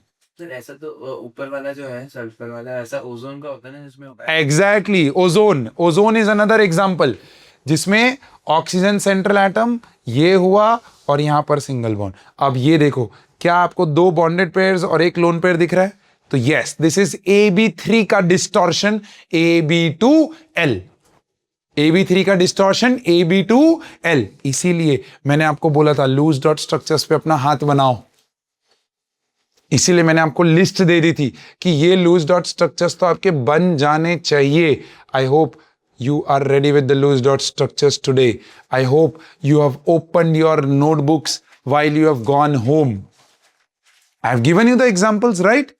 वो आपको ड्रॉ करना था बस, that was the thing. तो लूज डॉट स्ट्रक्चर जैसे ही आएगा आपको पता चल जाएगा कि सेंट्रल एटम पे कितने बॉन्डेड पेयर्स हैं और कितने लोन पेयर्स हैं। अच्छा, यहां पर सर ये तो डबल बॉन्ड है, तो देखो डबल बॉन्ड को एक सिंगल सुपर बॉन्ड की तरह ट्रीट किया गया है VSEPR थ्योरी में। मतलब इसको दो और दो बॉन्डेड पेयर्स नहीं गिना जाता है, इसको single bond, single super bonded pair गिना जाता है। Are you with me? Yes. तो अब देखो AB2L मेरे प्यारे दोस्त, AB2L जिसमें 3 bonded pairs, sorry 3 total electron pairs, जिसमें से 2 बॉन्डेड और 1 लोन पेयर है। और इसको ड्रॉ करने का तरीका देखो, एक यहां पर और यहां पर ऐसे लोन पेयर दिखाओगे। That's how you will show. अब ज्योमेट्री होनी चाहिए थी ट्रायगोनल प्लेनर होनी चाहिए थी, बट क्योंकि एक लोन पेयर आ गया तो वो ज्योमेट्री डिस्टॉर्ट हो जाएगी और उसका शेप जो है वो बेंट हो जाएगा।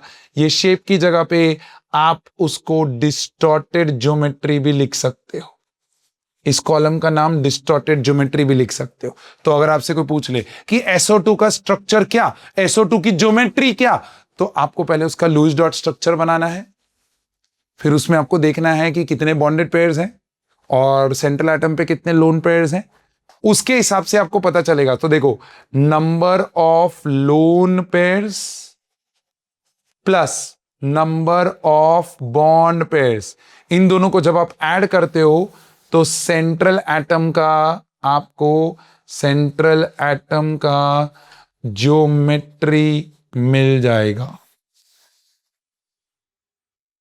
अगर नंबर ऑफ लोन पेयर्स 0 और बॉन्डेड पेयर्स 4, मतलब ये AB4 को बिलोंग कर रहा है। लेकिन अगर नंबर ऑफ लोन पेयर्स 1 और नंबर ऑफ बॉन्डेड पेयर्स 3, तो दोनों को ऐड करके अभी भी 4 आ रहा है, लेकिन ये AB4 का एक डिस्टॉर्शन हो जाएगा, दैट इज AB3L। क्या मैं आपके दिमाग तक पहुंच पा रहा हूं? Am I hitting the right neurons in your head, जिससे आपको ये ज्योमेट्रीज क्लियर हो? Trust me, if you take this table lightly, if you don't understand this table, trust me, you are going to face good consequences of this. तो आप जब table बना रहे हो इसमें क्या करोगे, यहां पर ऐसे छोटा सा लिखोगे AB3, उसका पहला और ओनली डिस्टॉर्शन।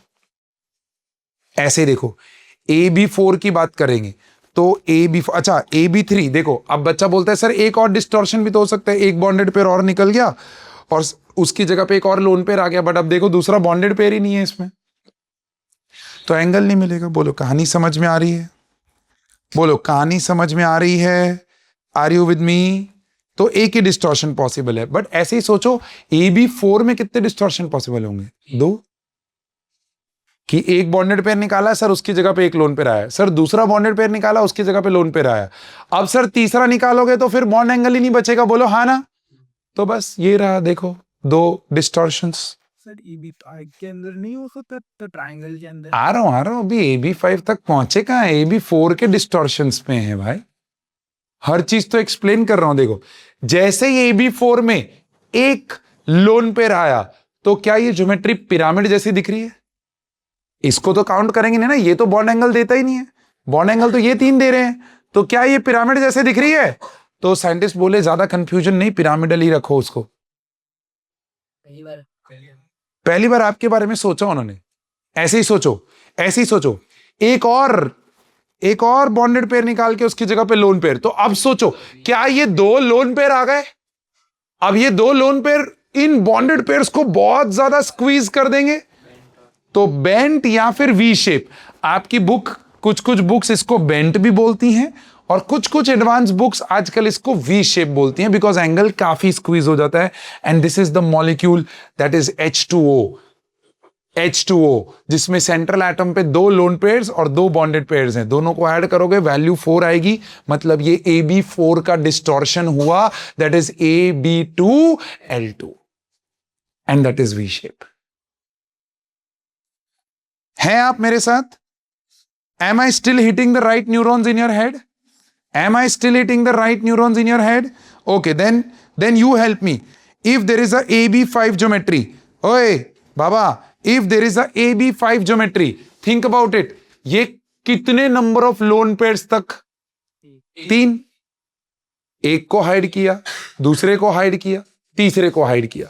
बच्चा बोलता एक मिनट सर, ऊपर और नीचे 1 मिनट सर, मैं ऊपर रखूं लोन पेयर तो कोई प्रॉब्लम है? हाँ मुझे है, और ज्योमेट्री को भी है, वो ज्योमेट्री को भी है। क्यों? मैं आपको बताता हूं।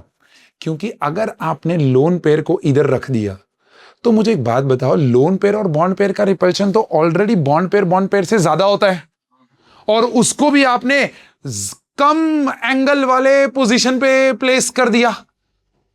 अब lesser the angle more the repulsion, और लोन पेयर का तो रिपल्शन वैसे ही ज्यादा होता है। तो कभी भी ट्राइगोनल बाई पिरामिडल में आपके लोन पेयर्स एक्सियल बॉन्ड्स पे नहीं आएंगे। They will always be kept on what my dear friend? Equatorial bonds. कौन से बॉन्ड्स? रख सकते हैं। वही तो कह रहा हूं, रखेगा तो तू सोच लोन पेयर का रिपल्शन कितना ज्यादा, और उसको रख भी 90 डिग्री पे दिया तो रिपल्शन और बढ़ जाएगा ना, तो ज्योमेट्री स्टेबल नहीं रहेगी। तो ज्योमेट्री बोलती है कि अगर हमारे में लोन पेयर आना है तो वो कभी भी एक्सियल पे नहीं आएगा। कहां आएगा? इक्विटोरियल। अब देखो इधर देखो, ओ इधर देखो, पहला, ओ इधर देखो, इक्विटोरियल। क्या ये सीसॉ जैसा दिख रहा है? बोल हाँ ना? हाँ, तो साइंटिस्ट बोले ज्यादा कंफ्यूजन नहीं मांगता है। सीसॉ, साइंटिस्ट बोले सीसॉ, शेप का नाम सीसॉ। देखो शेप का नाम क्या? सीसॉ। ये सीसॉ है ना, देखो, है ना? अच्छा, अब दूसरा लोन पेयर आया तो क्या इक्विटोरियल पोजीशन वाले को निकालूंगा? निकाला, इक्विटोरियल आया। अब जरा देखो, तो इक्विटोरियल आया तो ये कैसे दिख रहा है? T shape. ओ, तूने बोला और साइंटिस्ट लोगों ने नाम रख दिया T shape. Are you with me? ऐसे सोचो यार, अगर तीसरा लोन पेयर आ गया, तीसरा, तो अब क्या बचा? लीनियर। ये तो इक्विटोरियल में है ना तीनों, ये तो एक्सियल पे है, तो ये तो लीनियर बचा। तो तीसरा AB3L, देखो ये AB4L, AB3L2, AB2L3, AB2L3, 2 bonded pair और 3 लोन पेयर। तो उसको हम क्या बोलते हैं? AB2L3, उसको हम क्या बोलते हैं? लीनियर। क्या बोलते हैं बच्चा? आर यू विद मी टिलेर? बोलो हाँ ना?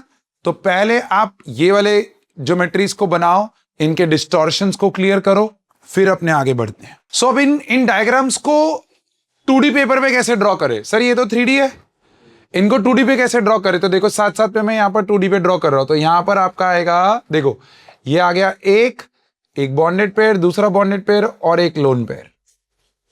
दिख रहा है? ओके, नीचे देखो, एक 2 3 और एक लोन पेयर। यहां पर ड्रॉ होगा एक लोन पेयर, दूसरा लोन पेयर एंड दिस हुआ। नीचे यहां पर, नाउ दिस इज इंटरेस्टिंग, ये 5 वाले में प्रॉब्लम होगा। तो एक ये वाला एक्सियल, ये लोन पेयर और ये दोनों इक्विटोरियल, लाइक दैट, और बेसिक सीशॉ। फिर उसके बाद यहां पर इधर ये आपके एक्सियल वाले, आपको टी दिखाना है तो ये नीचे, और 2 लोन पेयर ऊपर चले गए तो टी जैसा दिखे, तो आपको घर पे जाके परेशानी ना हो कि अच्छा ये टी शेप क्यों बोला गया। और ऐसे इसके बाद वाला AB2L3, तो AB2L3 में आप मुझे फिगर्स बताओगे, यहां पर क्या नंबर आएगा? यहां पर क्या नंबर आएगा? 5। यहां क्या आएगा? 2। यहां क्या आएगा? 3। तो ये ही फिगर, बस उसमें ये वाला पार्ट भी लोन पेयर हो जाएगा और लीनियर। इक्विटोरियल पोजीशंस पे आते हैं ना। और यहीं से फिर गिव रीजन क्वेश्चन भी दे रहा हूं, बट उससे पहले डिस्टॉर्शन सारे कंप्लीट कर लें, और फिर उसके बाद कुछ क्वेश्चंस करते हैं बेस्ड ऑन VSEPR थ्योरी, और आपको एक बढ़िया ट्रिक भी देते हैं जो आपके लिए इंपॉर्टेंट होगी। सर ये डायग्राम शेप ही ज्यादा लग डायग्राम कम और चीटी ज्यादा लगती चींटी हाँ कहाँ से चीटी है? है? हाँ वो चीटी चलती है ना अरे लाया बाकी है। बॉस से बोलेगा विषय ड्रॉन हो गया? प्लीज प्लीज फटाफट करो, बी क्विक। तो जैसे आपने 2 डायमेंशनल डायग्राम्स बनाए अप टू AB5, अच्छा आपने ओए लिस्ट डाउन किया, ये AB3 का था, ये दोनों AB4 के और ये 3 नीचे वाले AB5 के, ठीक है। AB5 का एक डिस्टॉर्शन वो आपको नेक्स्ट स्लाइड पे दिखेगा जो मैंने यहां पर दिखाया हुआ है, लीनियर वाला, ठीक है। उसके अंदर डायग्राम मैंने आपको बताया, लीनियर ड्रॉ करके 2 लोन पेयर्स ऊपर दिखाओ और एक लोन पेयर ऐसे नीचे दिखाओ, लाइक दैट। यस, ये AB5। फिर AB6 का, AB6 ऑक्टाहेड्रल, ऑक्टाहेड्रल बोलो इसमें कितने पॉसिबल डिस्टॉर्शंस हो सकते हैं? ऑक्टाहेड्रल में कितने possible distortions? Sir 1, sir 2, sir 3, 4 ही पॉसिबल है। 5वां करूंगा तो एक ही बचेगा। But there is a catch, भैया केमिस्ट्री हमेशा सरप्राइज करती है हमको। इसमें सिर्फ और सिर्फ 2 ही डिस्टॉर्शंस पॉसिबल हैं। There are only 2 distortions possible, जिसमें AB5L और AB4L2 होगा। बच्चा बोलते हैं सर क्या बात कर रहे हो, ऐसा क्यों? देखो देखो इधर देखो, मैंने ये एक लोन पेयर लाया, अब ये एक लोन पेयर लाया तो क्या ये स्क्वायर हुआ? देखो यहां पर क्या ये स्क्वायर हुआ? स्क्वायर के ऊपर पिरामिड हुआ, तो इसीलिए नाम आ गया स्क्वायर पिरामिडल ज्योमेट्री। क्या नाम आ गया? Square pyramidal. Are you able to see this? 5 bonded pairs और एक लोन पेयर। ऐसे मैंने दूसरा निकाला, दूसरा निकालने पे मैंने इसके अंदर ये डाला, तो अब क्या ये स्क्वायर प्लेनर हो गया? देखो नॉर्मल स्क्वायर हो गया, प्लेनर हो गया, तो स्क्वायर प्लेनर। अब बच्चा बोलते हैं सर तीसरा क्यों नहीं आ सकता? उसका कारण बताता हूं।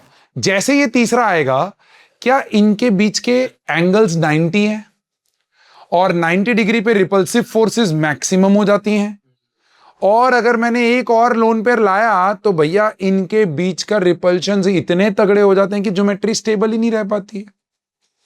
हेंस आपके ऑक्टाहेड्रल ज्योमेट्री में only 2 possible distortions, AB5L and AB4L2।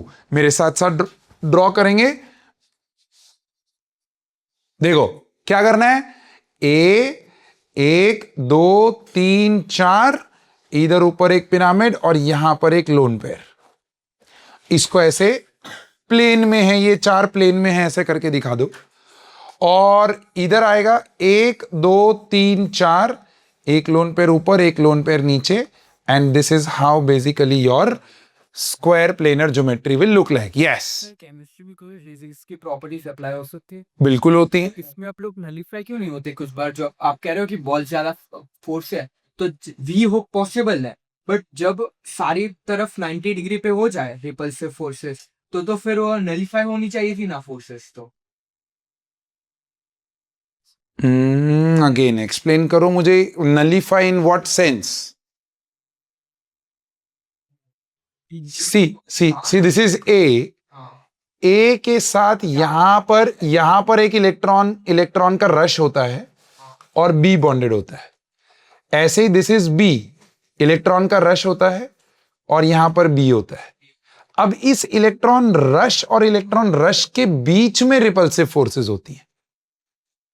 आप जो बोल रहे हो वो अप्लाइड फोर्स की बात कर रहे हो कि आज सर इधर से मैंने एक फोर्स लगाया, पेन पे इधर से लगाया, सर दोनों इक्वल फोर्स है तो सर ये मूव नहीं करना चाहिए। सर इधर अगर ज्यादा है तो इधर मूव करेगा, इधर ज्यादा है तो इधर मूव करेगा। सर लेकिन अगर दोनों साइड से सेम फोर्स लगा रहे हो तो this is not going to move.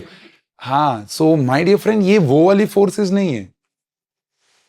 These are the force of repulsion between the electron clouds, bonded pair के electron clouds के बीच का repulsion. I hope I have cleared your doubt. Yes. Sir electrons का जो है वहां पे आपने rush बोला, मतलब वहां पे मूव हो जाए, ठीक है?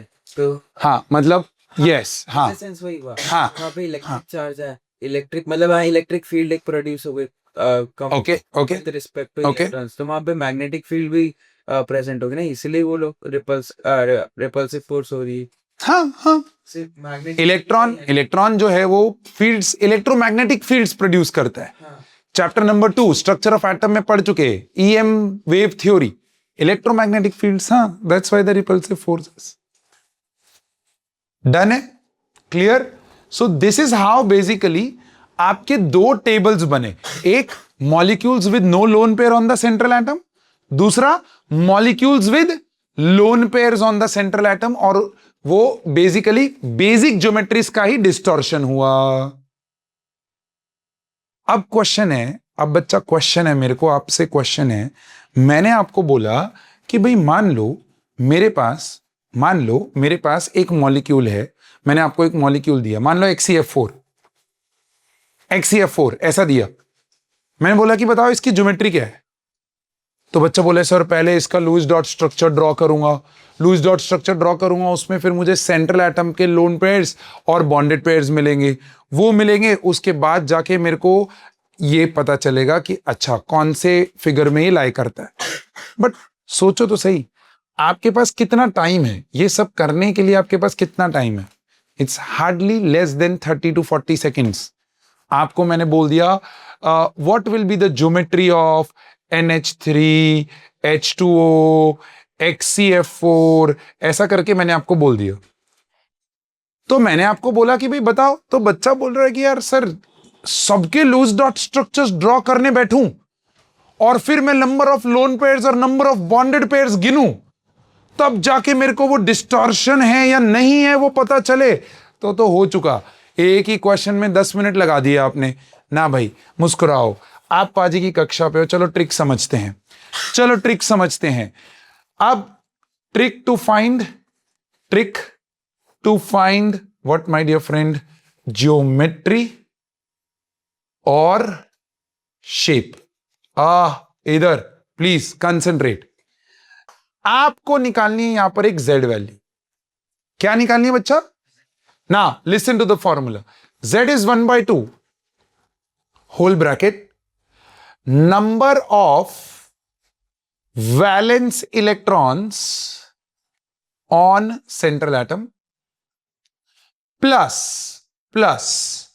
number of monovalent atoms, ध्यान से सुनना, monovalent atoms attached to central atom। अब monovalent atoms में कौन कौन होता है? मोनोवैलेंट का मतलब क्या, पहले तो वो बताओ। मोनोवैलेंट का मतलब क्या? एक वैलेंसी वाले ऐसे कौन से एटम्स है जो सिर्फ कोवैलेंट बॉन्ड बनाते हैं? तो भैया hydrogen, fluorine, chlorine, bromine and iodine. इसके अलावा और कोई एटम नहीं है जो मोनोवैलेंट की कैटेगरी में गिना जाएगा। बोलो, कहानी समझ में आ रही? नहीं, these are not hydrogen species. Is this clear? आगे फॉर्मूला खत्म नहीं हुआ है, ध्यान, फॉर्मूला खत्म नहीं हुआ है। Plus the negative charge on the molecule और minus the positive charge on the molecule. पहले तो ये फॉर्मूला समझो। सेंट्रल एटम का क्या लेना है अपने को? वैलेंस इलेक्ट्रॉन्स, और अगर उसके साथ क्या अटैच्ड है? मोनोवैलेंट एटम्स, तो उनको ऐड कर देना है। और अगर मॉलिक्यूल पे नेगेटिव या पॉजिटिव चार्ज है तो रिस्पेक्टिवली, नेगेटिव है तो मतलब उसने इलेक्ट्रॉन को गेन किया है तो ऐड करना है, और अगर पॉजिटिव चार्ज है तो इलेक्ट्रॉन को लॉस किया है तो माइनस करना है। अगर उस केस में z का वैल्यू 2 आ जाता है, ध्यान से सुनना, तो मेरे प्यारे दोस्त ये AB2 को बिलोंग करेगा, और उस केस में उसकी ज्योमेट्री क्या हो जाएगी? लीनियर हो जाएगी। अगर इसकी वैल्यू 3 आती है तो ये AB3 को बिलोंग करेगा, तो उसकी ज्योमेट्री क्या हो जाएगी? बोलो, ट्राइगोनल प्लेनर। बोलो मेरे साथ, बोलो ज्योमेट्रीज, भले देख के बोलो आज की क्लास में, लेकिन बोलो। अगर इस z का वैल्यू 4 आ गया तो मेरे प्यारे दोस्त ये AB4 को बिलोंग करेगा, और ज्योमेट्री क्या हो जाएगी? टेट्राहेड्रल। क्या होता है एंगल इसमें? 109.5 डिग्रीज। अच्छा ध्यान से सुनना, क्या मैं 109.5 को 109 डिग्रीज 28 मिनट्स ऐसा लिखूं तो भी सही है? 30 मिनट्स का हाफ डिग्री होता है, तो ये 109.5 डिग्रीज की जगह पे ना 109 डिग्रीज 28 मिनट्स ऐसा भी कई बार आपका एमसीक्यू कर सकता है आपको चौंकाने के लिए, तो डर मत जाना कि ये क्या आ गया, वो 109.5 डिग्रीज ये। ऐसे अगर ये वैल्यू 5 आ जाए तो ये ए बी 5 को बिलोंग कर रहा है और ट्राइगोनल क्या हो जाएगा, बाय पिरामिडल हो जाएगा। Are you with me till here? ले बोल। और ऐसे अगर ये 6 आ जाए तो ये ए बी 6 को बिलोंग करेगा और ज्योमेट्री क्या हो जाएगी, ऑक्टाहेड्रल। बच्चा बोलते सर यहां तक तो ठीक है, लेकिन डिस्टॉर्शन है वो कैसे पता चलेगा? चलो देते हैं आपको एक एग्जांपल, एकदम आराम से एकदम बढ़िया से यहां पर नोटिस करिएगा। मानो मेरे पास है BeCl2, चल BeCl2, तो सेंट्रल एटम बेरिलियम होगा, होगा कि नहीं होगा? आके सेंट्रल एटम पे कितने इलेक्ट्रॉन्स बोलो? सेंट्रल एटम पे 2 इलेक्ट्रॉन्स, वैलेंस इलेक्ट्रॉन्स की बात कर रहा हूं। Plus is there any monovalent atom attached to the beryllium? Yes, देखो chlorine is a monovalent, 2 chlorine है ना, तो 2 ऐड कर देना है। किया। Is there any charge? No. Positive और नेगेटिव है नहीं, बोलो 2 + 2 4/2। अब इधर सुनो, क्या ये वैल्यू 2 आई और क्या उसके सामने 2 बॉन्डेड पेयर्स दिख रहे हैं? 2 आया और दोनों के दोनों बॉन्डेड दिख रहे हैं, तो मेरे प्यारे दोस्त ये AB2 को बिलोंग कर रहा है और उसमें कोई भी लोन पेयर नहीं है, तो ये ज्योमेट्री क्या हो जाएगी, लीनियर हो जाएगी। Are you with me? Okay चलो, मानो मैंने आपको एक मैंने आपको बोला BF3, ट्राई BF3। क्या बोरॉन का सेंट्रल एटम का वैलेंस इलेक्ट्रॉन 3 और क्या 3 मोनोवैलेंट अटैच्ड है? क्या ये वैल्यू 6/2 हो जाएगी? क्या ये वैल्यू 3 आई और क्या तीनों के तीनों बॉन्डेड दिख रहे हैं? तो इसकी ज्योमेट्री क्या होगी, ट्राइगोनल प्लेनर AB3। बट मानो मैंने ऐसा ही आपको दे दिया SO2, तो SO2 में 1/2। अब SO2 में 1/2, सेंट्रल एटम के इलेक्ट्रॉन्स कितने, वैलेंस इलेक्ट्रॉन्स 6। कौन बोला 8? सेंट्रल एटम सल्फर के वैलेंस इलेक्ट्रॉन्स कितने होते हैं, 6। Is this a monovalent atom? No, so no need to add the monovalent. Is there any charge on this? No, so 6/2। बोलो value क्या आ गई? लेकिन ये 3 में से बॉन्डेड कितने, मतलब एक क्या रहा होगा, लोन पेयर, मतलब ये AB2L को बिलोंग कर रहा है। ओए आया मजा? अब अगर ये AB2L को बिलोंग कर रहा है तो भैया इसका शेप क्या होगा, बेंट। अब वो तो यार टेबल 1-2 बार देखोगे तो याद रह जाएंगी, but the thing is sir question आया तो कैसे पहचानेंगे, कैसे पता चलेगा? तो ये रहा आपका वो डेडलीस्ट फॉर्मूला, खत्म कहानी। अब सोचो मैंने आपको ऐसा दिया H2O, सेंट्रल एटम कौन इसमें, O। क्या O के वैलेंस इलेक्ट्रॉन 6 होते हैं? क्या उसके साथ 2 मोनोवैलेंट अटैच्ड हैं? हाँ, तो भैया 6 + 2 कितना हो गया, 8/2 कितना आ गया, लेकिन 4 में से बॉन्डेड कितने, मतलब ये AB2L2 को बिलोंग कर रहा है। AB2L2 मतलब अगेन क्या आ जाएगा, बेंट या वी शेप, बेंट या वी शेप। कहानी समझ में आ रही है, क्लियर है ये चीज? बोलो क्या ये चीज समझ में आ रही है कि नहीं आ रही है? Are you with me? तो अब अगर मैं ऐसे आपको कोई भी ज्योमेट्री दूं तो क्या आप फाइंड आउट कर पाओगे? ले बोल, क्या आप फाइंड आउट कर पाओगे? दूं मैं ऐसा एक ज्योमेट्री, करेंगे? ले यार करेंगे, चलो ट्राई करो। मैंने आपको बोला XCF4 का निकालने की कोशिश करो। क्या XC का वैलेंस इलेक्ट्रॉन्स, ज़ेनॉन भैया 18th ग्रुप, कितने होते हैं, 8। कितने होते हैं, 8 में कितने ऐड करूंगा, अबे 4 नहीं, हाँ 4 ऐड करूंगा, सही है। और मुझे ध्यान था कि एक तो क्या ये 12/2? क्या ये 6? क्या 6 में से बॉन्डेड कितने हैं? तो मतलब ये AB4L2 को बिलोंग कर रहा है। हाँ, ओह वाह, क्या बात है यार, आई एम सो इम्प्रेस्ड कि ये क्या होगा, स्क्वायर प्लेनर होगा। AB6 में 2 लोन पेयर आ जाए तो स्क्वायर प्लेनर, बोलो हाँ ना? ट्राई करोगे एक और? ट्राई करोगे एक और? ट्राई करोगे एक और? चलो ट्राई करो। XeOF4, XeOF4, क्या इसका सेंट्रल एटम अभी भी जेनॉन? हाँ, चलो 8 + 4 कितना हुआ? 12, 12/2 कितना हुआ? 6, लेकिन 6 में से बॉन्डेड कितने? 4 और 1 5, बॉन्डेड कितने? तो क्या ये AB5L हुआ? क्या ये स्क्वायर पिरामिडल हो जाए? कहानी खत्म। अब मैं आपको कोई भी मॉलिक्यूल दे दूं, कोई भी मॉलिक्यूल दे दूं, ये फॉर्मूला ने आपका काम तमाम कर दिया है। अरे ज्योमेट्री और शेप निकालने का काम तमाम कर दिया है। बोलो हाँ कि ना? वो ऊपर अपना फॉर्मूला दिया है ना, प्लस पॉजिटिव चार्ज और नेगेटिव चार्ज, वो कब यूज करना? हाँ, अरे यार, इतने इतने प्यारे बच्चे हैं ना मेरे, वो एकदम ऐसा डाउट पूछ लेते हैं, पकड़ लेते हैं सर को। देखो SO4 2- का शेप निकालने के लिए बोला। अब सेंट्रल एटम कौन? बोल, सेंट्रल एटम कौन? सल्फर। सल्फर के टोटल 6 में 4 ऐड करूंगा। हाँ, बहुत बढ़िया, मोनोवैलेंट नहीं। I am just checking are you present in the class और नॉट। एक्सीलेंट। ये मैक्सिमम बच्चे गलती करेंगे, 4 ऐड कर देंगे फ्लो में। अरे भाई, मोनोवैलेंट एटम्स को ही ऐड करना है, लेकिन क्या इसमें 2 ऐड होगा? क्योंकि इस मॉलिक्यूल पे क्या चार्ज है?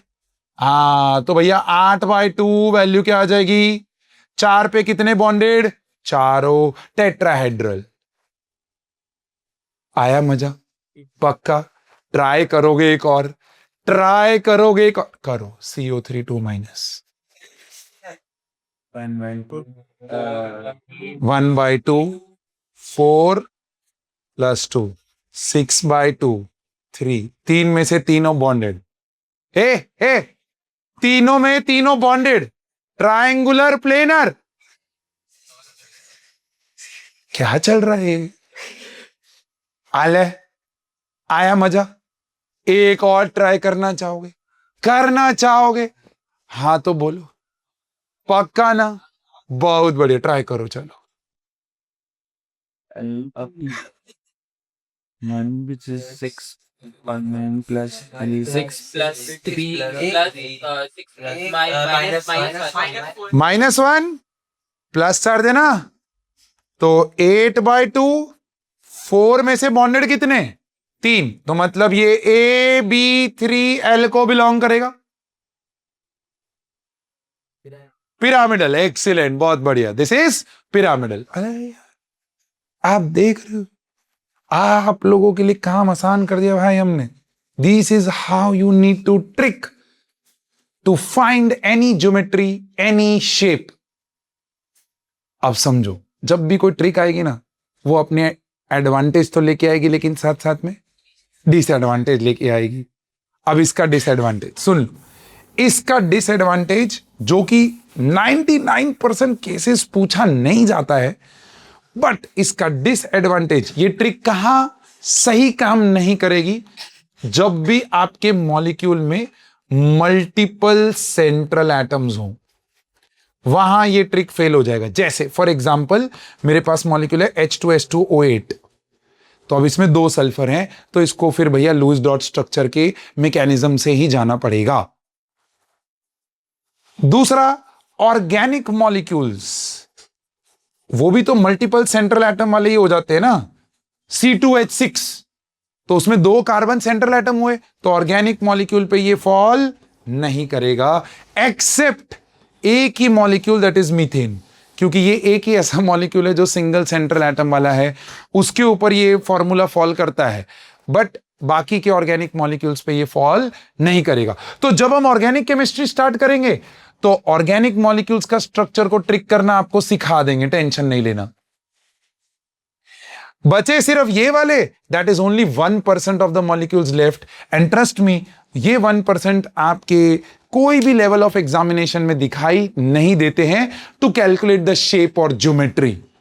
उसके अलावा और कोई क्वेश्चन हो सकता है, जैसे सल्फर का यहां पर ऑक्सीडेशन स्टेट क्या होगा वो कैलकुलेट करने के लिए आ सकता है, जो कि मैक्सिमम बच्चे करके आते हैं 2 + 2x - 16 = 0, और निकाल के आते हैं x = +7। अबे यार सल्फर 6 से ज्यादा नहीं हो सकता।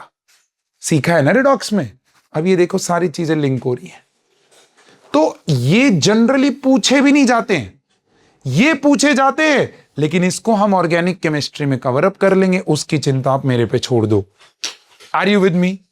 Trick to find out, please इसको लिख लो, अच्छे से लिखिएगा। तो जैसे ही अपने ने ये सॉल्व किया, अब जब आप इसके बेसिस पे क्वेश्चंस देखोगे तो you will be like wow this is so easy now, है ना। चलो लेट्स सी। पहला question, according to VSEPR theory the geometry of covalent molecules depends on, ऐसा करके क्वेश्चन है, ठीक है। क्या आएगा आंसर? चलो सोचो। Depends on the number of bond pairs of the electrons? No, it does not only depend upon the bond pairs. The number of lone pairs of electrons? No. The number of electron pairs present in the outer shell of the central atom? Yes. All of the above? No. तो कैसे होंगे? वो तो नहीं हो सकता ना। तो सिर्फ बॉन्ड पेयर्स पे डिपेंडेंट नहीं है, सिर्फ लोन पेयर्स पे डिपेंडेंट नहीं है। It is dependent upon the number of electron pairs present in the outer shell, और वो इलेक्ट्रॉन पेयर्स बॉन्डेड भी हो सकते हैं और नॉन बॉन्डेड भी हो सकते हैं। That's how basically the question can come in. देखो नेक्स्ट क्वेश्चन देखो। अब आप सोचो इसमें अगर आपको पता ही ना हो और आपको हर एक का लूज डॉट स्ट्रक्चर बनाना पड़ जाए तो कितना टाइम ले लोगे एक MCQ में खाली। बट अगर आपको Z वाला वैल्यू अगर आपने मुंह पे कर लिया है, Z वाला वैल्यू अगर आपने मुंह पे कर लिया तो आपको पता चल जाएगा दिस इज 3 + 3/2। दिस इज 3 होगा ना, सेंट्रल एटम 3 है, और इधर 5 + 3/2 आएगा, और इधर 5 + 3/2 आएगा, और इधर 7 + 3/2 आएगा। तो दिख रहा है यही है जिसमें वैल्यू 3 आएगी। ट्रायगोनल प्लेनर ढूंढना है ना। हाँ, इसी क्वेश्चन को मैं ट्रायगोनल बाई पिरामिडल कर देता तो भी हमारे पास आंसर होता। वो वुड हैव बीन दिस, नहीं सॉरी, नहीं, ट्रायगोनल बाई पिरामिडल कहां से होगा वो। दिस इज 10/2 वैल्यू 5, बट 5 में से बॉन्डेड कितने हैं? 3, तो ये तो डिस्टॉर्टेड हुआ ना। हाँ, इसी में PCl 5 कर दिया होता तो वो ट्रायगोनल बाई पिरामिडल हो। अरे होता बच्चा। चलो नेक्स्ट क्वेश्चन, चलो सोचो। विच of the following is correct increasing order of the lone pair of electrons on the central atom? चलो दिया मैंने आपको 30 सेकेंड्स, आराम से सोचो। Z वाला वैल्यू लगाओ, चलो लगाओ। तो यहां पर आपका ऑप्शन क्या आया बताओ? बी। क्या बात कर रहे हो? हैं श्योर? इंक्रीजिंग ऑर्डर ऑफ क्या पूछा था? Lone pair of electrons. तो IF7 में 0 लोन पेयर होगा, XeF2 में 3 होंगे, 8 में से 2 बॉन्डेड। हाँ तो हाँ, और ClF2 में निकालो लोन पेयर्स तो निकालो एटलीस्ट। XeF2 में 3 होंगे कि 4 होंगे पहले वो बताओ। 3 लोन पेयर्स होंगे। XeF2 में xenon इज 8 + 2/2 तो 10/2, तो 5 में से 2 बॉन्डेड। हाँ 3 लोन पेयर सही है। ClF 7 + 2, ये नहीं, दिस इज ClF2, तो 7 + 3/2, तो अगेन 5 में से बॉन्डेड कितने? 3 बॉन्डेड तो 2 लोन पेयर, और IF5 मतलब 7 + 5 / 2 तो 12/2, तो वैल्यू 6 में से 5 बॉन्डेड तो 1 लोन पेयर। तो बढ़िया, 0 3 2 1 परफेक्टली राइट, एकदम सही। यस हाँ बोलो। इंक्रीजिंग ऑर्डर है ना, तो फिर 0 कैसे? तो सर 0 1 2 है ना। इंक्रीजिंग ऑर्डर ना, तो 0 3 2 1। Increasing order of lone pairs. आप ही ने तो बोला ना वो सही है। मैं तो ये बोल ए ए ए बोल रहे थे कि बी बोल रहे थे? वो बी बोले, मैं A बोली। हाँ बी बोला आप लोगों ने यार। हाँ तो अब IF7 IF5 में कितने थे? एक। तो yes this then CLF3 2 and then yes perfect. तो ये ए ऑप्शन आएगा। लाते हो यार कुछ भी तुम लोग हैं। चलो next. In BRF3 molecule the lone pairs occupy equatorial positions to minimize। ध्यान से देखना। इन BRF3 मतलब 7 + 3/2। बोलो बोलो 10/2 वैल्यू क्या आएगी? 5 में से बॉन्डेड कितने? 3 बॉन्डेड, तो AB3L2 हुआ। अब वो बोल रहा है कि जो दो लोन पेयर्स हैं they are occupying the equatorial positions of this geometry, not the axial positions. क्या हमने इसके बेसिस पे क्वेश्चन कर लिया ऑलरेडी कि lone pairs are never put on the axial positions, they are always put on the equatorial. Why? To minimise the repulsive forces of the lone pairs. तो let's see, lone pair bond pair repulsion, bond pair repulsion, lone pair repulsion and lone pair bond pair repulsion. दो lone pairs है ना, तो भैया lone pair repulsion को भी minimize करना है और लोन पेयर बॉन्ड पेयर का रिपल्शन भी मिनिमाइज करना है। Option number C. अरे आई बात समझ में? चलो नेक्स्ट मैं नहीं बताऊंगा, वो आप सोचोगे। सोचो, which of the following structure is most stable? Most stable, ठीक है। सर ये तो वही है ना सर, वो आपने जो क्वेश्चन। वो अब आप सोचो, देखो अब भी समझाया फिर भी आप सही आंसर नहीं दे पा रहे हो। सर लॉन्गेस्ट अगर होता है तो और जल्दी टू फिर भी आप नहीं दे पा रहे हो सही आंसर।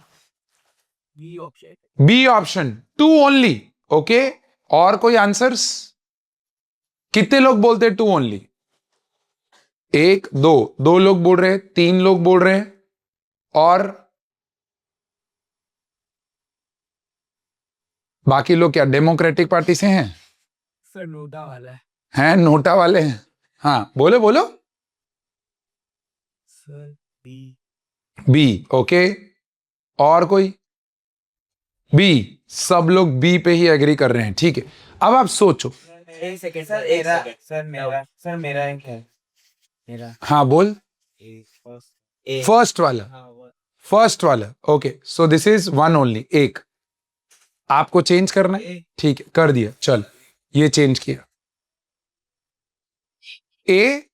ए चेंज करना है। अब देखो सब ए पे चले गए, क्यों? अरे सर वो एक्सियल में हम रख नहीं। हाँ, लोन पेयर कभी भी एक्सियल पे नहीं होते हैं, वो हमेशा कहां होते हैं? इक्विटोरियल पे। अभी तो समझाया, और देखो अभी उसका क्वेश्चन बनाया और मेरे को बड़ा मजा आया। अरे बोलो, कहानी समझ में आई? ओए समझ में आया? क्लियर है ये चीज? अब नेक्स्ट क्वेश्चन तो मैं बिल्कुल नहीं बताऊंगा, आप सोचोगे। नेक्स्ट क्वेश्चन मैं बिल्कुल नहीं बताऊंगा, आप सोचोगे। चलो सोचो।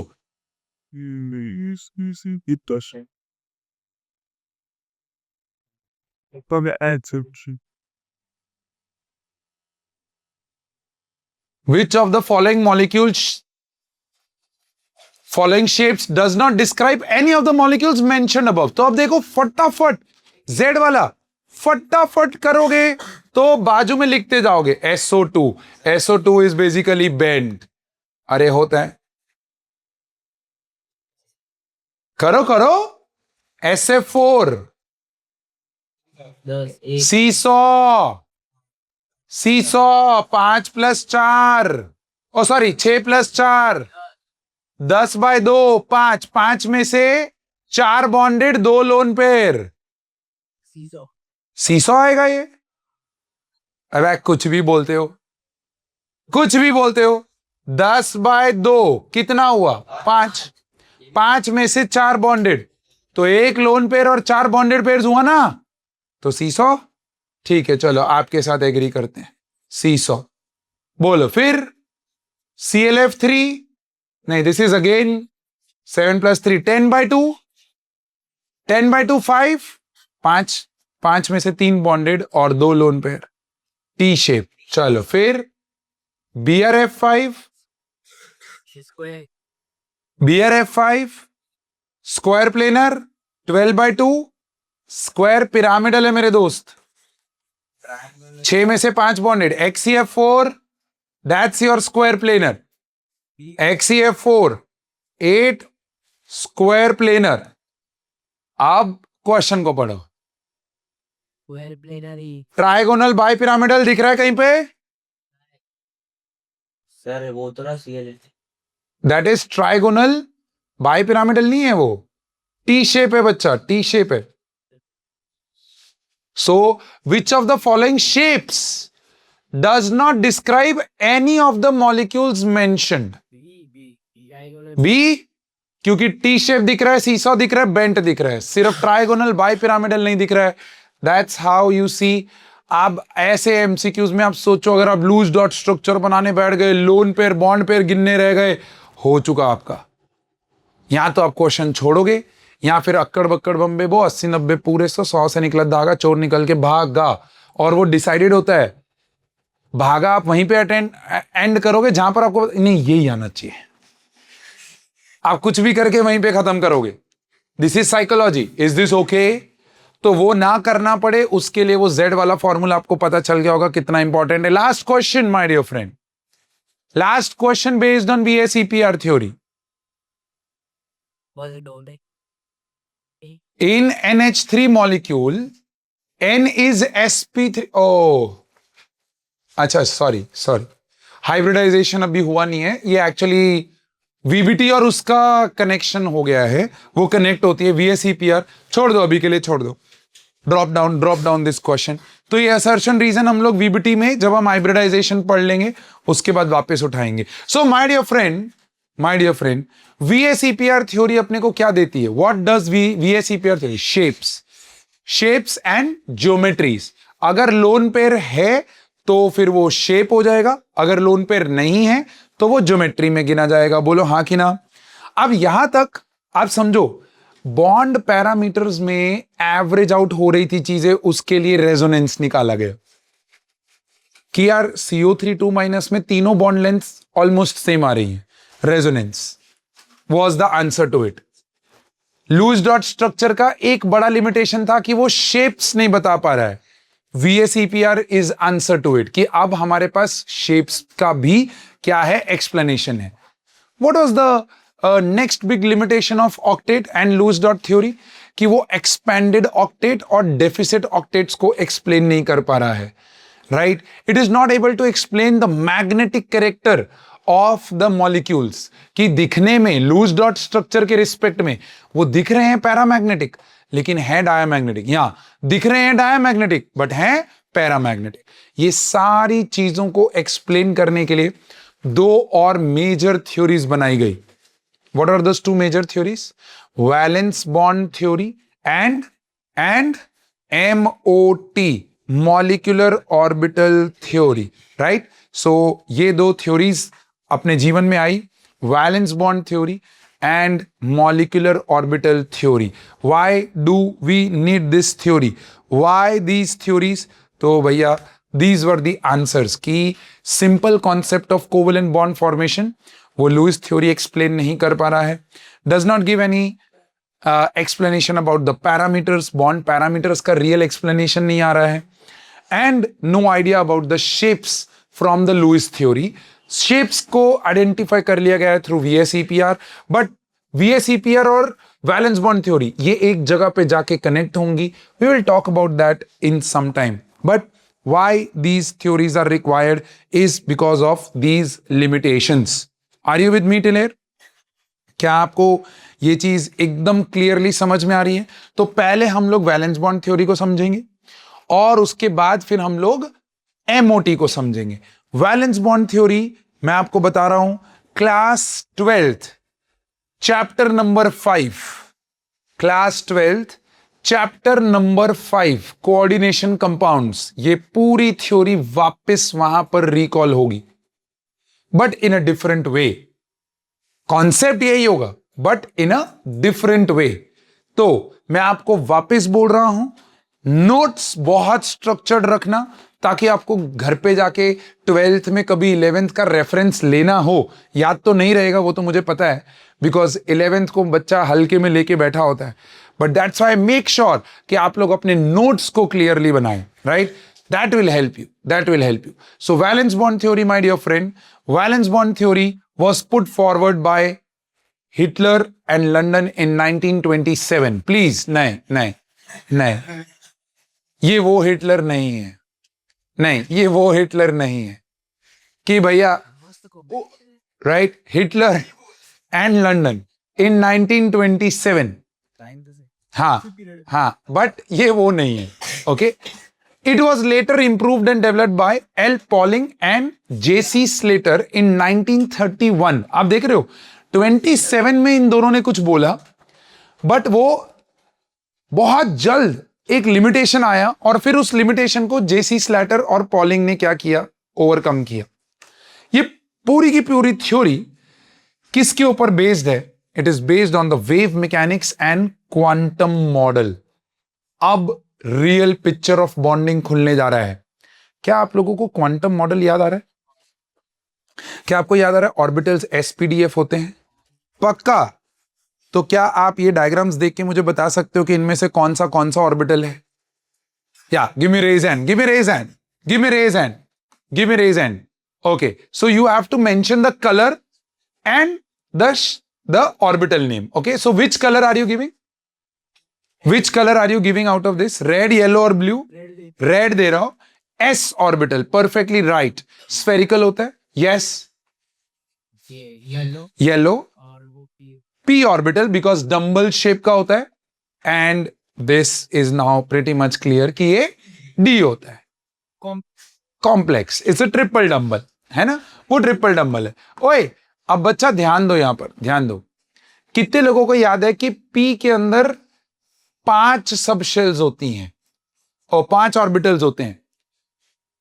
नहीं, तीन होते हैं? तीन होते हैं। ठीक, आप लोग बोल रहे हो तो मैं ऐसा लूंगा, अदरवाइज टेक्निकली तो आप सही ही हो। क्या इनको pxy, pyz और pxz बोला जाता है? हैं? क्या नॉर्मल होता है? PY और PZ। वो प्रोनाउंसिएशन के लिए। अच्छा, ऐसा? This is px, this is py, this is, ऐसा होता है? क्यों होता है? नहीं, ऐसा नहीं है। लॉजिक है उसके पीछे कि क्यों होता है। बिकॉज वो डंबल शेप है, तो डंबल एक ही ऑर्बिटल पे लाई कर सकता है ना एक मोमेंट में। डबल डंबल जो है वो एक साथ 2 ऑर्बिटल पे होता है, इसीलिए यहां पर dxy, dyz, dxz, dx square minus y square and dz square आया। एंड ट्रस्ट मी, ये 11th में हॉन्ट करने आएंगे ये शेप्स। ट्रस्ट मी, ये 11th में हॉन्ट करने आएंगे शेप्स। तो मेक श्योर आप अभी इन शेप्स को बहुत बढ़िया से और अच्छे से नोट डाउन कर लें। सो perfectly right, shapes of orbitals S, P and D आपने आइडेंटिफाई किया। अब ये हिटलर और लंदन ये कैसे एक्सप्लेन कर रहे हैं? How are they explaining VBT? हाँ, Heitler and London, these are the names of 2 scientist. ठीक है, हाँ, पूरा नाम there is full name, but these are the surnames, Heitler and London. मस्त नाम है। हाँ, मस्त नाम है, आई नो। अच्छा, अब सुनो सुनो, तो वीबीटी जो है वो एक्सप्लेन करता है that when 2 atoms are at large distance from each other, there is no interaction between the atoms taking place. आपको अभी थोड़ी देर में ये पूरा का पूरा फटाक करके रिकॉल होगा जैसे ही मैं नेक्स्ट क्लिक करूंगा। Oh, large distance when they come close to each other, ध्यान देना, देखो, when the atoms come closer, new attractive and repulsive forces begin to develop. What are the attractive forces? The operating forces in the molecule, attractive forces. ध्यान दो, इधर diagram को देखो और यहां पर ध्यान दो। ये है एटम ए, ये है एटम बी। एटम ए का अपने इलेक्ट्रॉन के साथ फोर्स ऑफ अट्रैक्शन होता है और एटम ए का इलेक्ट्रॉन ऑफ बी के साथ भी क्या होगा, फोर्स ऑफ अट्रैक्शन होगा. सो nucleus of A with electron of B, nucleus of A with electron of A, that's the first kind of force of attraction. Are you with me? दूसरा, nucleus of B, it will be having force of attraction with EB and force of attraction with EA. That's the second kind of attractive forces. And then comes the repulsive forces, जहां पर nucleus of A and electrons of B. So nucleus of A and electrons of B. So इस तरीके से आपकी attractive और repulsive forces दो atoms के बीच में डेवलप होती हैं. अब समझना ये क्या बोलने की कोशिश कर रहा है. Please understand, we are just introducing VBT to you. It's a very very simple concept, but इस कॉन्सेप्ट को कॉम्प्लिकेट कर देता है आपका दिमाग.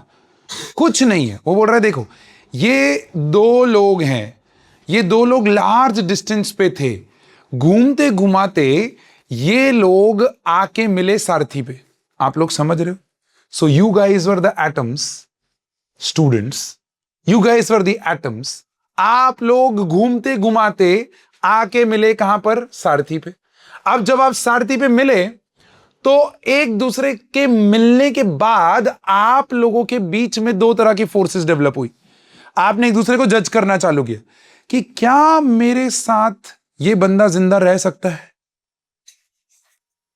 लॉजिक ना, कि मैं कैसा हूं वो तो मुझे पता है, ये कैसा है वो मैं टेस्ट कर लेता हूं. अगर हम दोनों के बीच में अच्छा टेस्टिंग हो गया तो force of attractions would be greater than force of repulsions and hence the friendship bond will be formed. Yes और नो? क्या ये कहानी समझ में आ रही है? और जब वो फ्रेंडशिप बॉन्ड फॉर्म होता है ना, तो आपके वीबीटी के लोग ये कह रहे हैं that the aura of one person and the aura of second person will start interacting with each other. And in that interactions those auras will overlap, and that overlapping leads to formation of what? Bond between two atoms. This overlapping is what is one single word which describes the entire VBT as a concept. So concept of overlapping क्या बोलता है? VBT gave that the concept wherein they study two different atoms and they come really close to each other. Then there is merging of valence shell orbitals, and this merging leads to overlapping of electron clouds, and hence your bond is formed between two atoms. अब इस चीज को ये लोग कैसे explain कर रहे हैं वो ध्यान से समझना.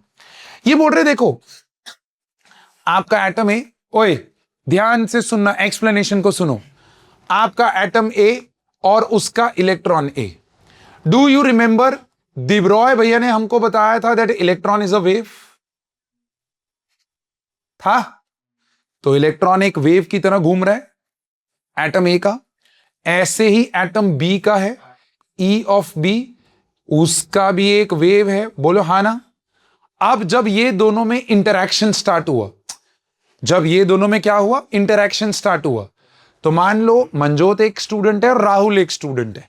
तो मंजोत और राहुल आपस में इंटरैक्ट करना चालू हुए. अब पता चला मंजोत को कि यार शाम को ना मेरा पढ़ने का मूड होता है, मैं पढ़ने में बहुत तेज हूं शाम को. राहुल बोलता है यार मैं भी बहुत तेज हूं, हम दोनों साथ में पढ़ेंगे. क्या यहां पर कैरेक्टरिस्टिक मैच हो रही है? हाँ. जब क्रेस्ट ऑफ वन, ओए ध्यान से सुनना, जब क्रेस्ट ऑफ वन एटम्स का wave is combined with the crest of second atom का wave.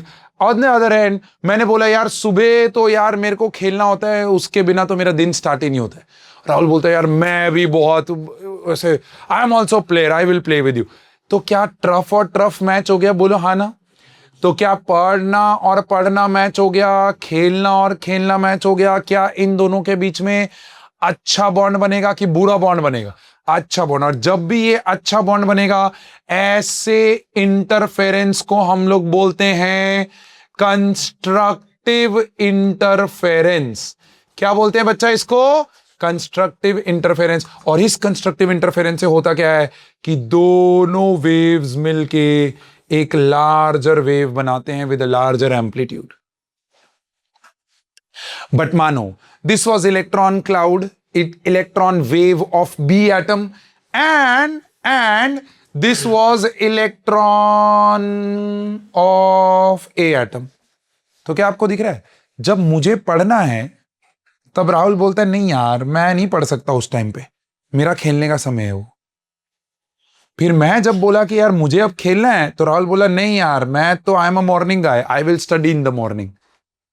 तो बोलो क्या इन दोनों के बीच में अच्छा बॉन्ड बनेगा कि बुरा बॉन्ड बनेगा? बुरा। क्यों? क्योंकि जब इन दोनों को कॉमनली कोई चीज करनी है तो वो मैच ही नहीं हो रही है। तो बताओ इस केस में जो इंटरफेरेंस होगा दो वेव्स के बीच में, क्या वो डिस्ट्रक्टिव इंटरफेरेंस होगा? अले बोल। और अगर अगर दोनों का एम्पलीट्यूड सेम हुआ तो क्या ये नेट वेव डेड हो जाएगी?